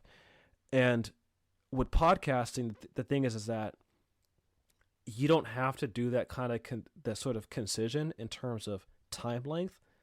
Like you can have these podcasts go for like 2.5 hours, and that gives you a wide latitude to talk in depth about a lot of stuff, which actually is good for journalism. But they don't make use of that time to like, to me it's like that, especially that 3-hour episode, to me it's like 3 hours wasted on like, like, so anyway, I don't want to beat a dead horse. I think where I stand on this is clear. I don't want to keep talking about it, but I wanted to add that because, and I know it definitely made this episode a little bit longer and whatever. I don't care. I wanted to add that because like right when I was about to send this out, I saw that. I'm like, oh shit, okay, maybe I should add an addendum. So anyway, I wanted to address like Marc Lamont Hill's clarification, and even like give credit to Joe Budden that I think he wanted to take some accountability, which that's good. I mean, given like what happened, that's the least he can do. And I did also want to acknowledge, like, I'm not an avid listener of the podcast. It is not my thing. I'm not a subscriber. It's the kind of podcast that, I'm going to be honest, I find it stupid. And by their own clarification, they don't take themselves seriously. I'm like, this is dumb. I'm not going to fucking watch it. So, but I tortured myself for this podcast to watch it for you guys so that you don't have to, and like contextualize what actually went on, because that was the thing. They were saying like that clip got taken out of context. Well, I actually listened to the whole fucking thing, and like, yeah, it was shit. Anyway, I still stand by what I said. Fuck Joe Budden. He sucks. I don't. Fuck. Just stick to your own goddamn lane. Don't talk about this serious shit. And if people on that podcast are, they could have easily done a much better job of integrating it. And my idea would be like, maybe devote like at least 30 minutes out of a 3-hour long fucking episode to talk about, like, you know, maybe headlines of the day or the week. And then maybe have Marc Lamont Hill. And then like Melissa Ford's comment, because I mean, I'm shitting on Joe Budden a lot. I want to make sure like she catch some of these strays too. Like fuck her too. She was her response. I mean, I'm not trying to be too fucking mean, but her comment was dog shit as well. Like the whole pivoting thing, Jesus Christ. But like, what she could have done better is been like, you know what? I don't know. Like Marc Lamont Hill, can you explain this stuff for myself and the audience? That would have been a great way, I think, to integrate that. She could have been like, because like I said, I don't think she doesn't know about any of this shit. She could have been like, hey, I don't know about this stuff. Marc Lamont Hill, you're more knowledgeable. Can you educate us on like, what's going on in Gaza and what's going on and like kind of, and like Marc Lamont Hill could probably give like a 5 to 10 minute like explanation, and like they could even put in their show notes like research. I mean, that's one thing we do on this show is that we put show notes. We put links to articles and YouTube videos and books and shit for people to look at. And it's something, especially with the state of like this current administration, how there are some serious efforts to curtail the teaching of Black history and the transatlantic slave trade. I take the mission of this podcast incredibly seriously because I want to use this platform to make sure that history doesn't go the fuck away. Because clearly people like Joe Budden don't have the fucking chops for that. So anyway, let's just stick to it on goddamn lane. Jesus Christ. Anyway, I said enough. I don't want to go on too long, but anyway, that's this addendum for this fireside chat style solo episode. If you like this, realsongcarhours.org. You can go on there, and that's our website. Patreon.com/realsongcarhours, $5 a month. And by the way, before I end this episode, I'm going to give a little teaser. One of our most recent bonus episodes, I am going to unlock for free. And in that bonus episode, I discuss a book I recently read called The Dying Sahara, which basically talks about essentially America's war on terror in the Sahel region and how it actually explains like some of the things going on, like particularly in the Sahel region in West Africa, and also kind of tee up some future episodes and topics that we want to talk about, like definitely Peter and I, and then on my solo episodes I want to dive more in depth and further stuff. I definitely want to talk more about the Congo, particularly how I personally think that like when people talk about the Congo, the one of the biggest parts of like what's left out in terms of why the DRC is the way it is oftentimes if you were to pull up a news article on what's going on in the DRC, it pretty much like starts at the 94 Rwandan genocide, and then a lot of the fighting that's going on is like essentially reprisals of the aftermath of the Rwandan genocide, and hence why Rwanda is backing rebels in the Congo.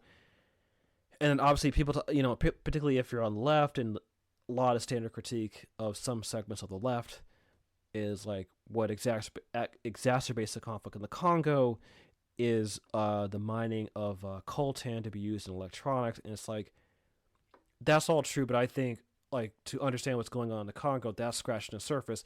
And I think the root of what's going on in the Congo is the fact that the Congo and northern Angola region were major sites of the transatlantic slave trade, and that played a major role in the underdevelopment of the DRC.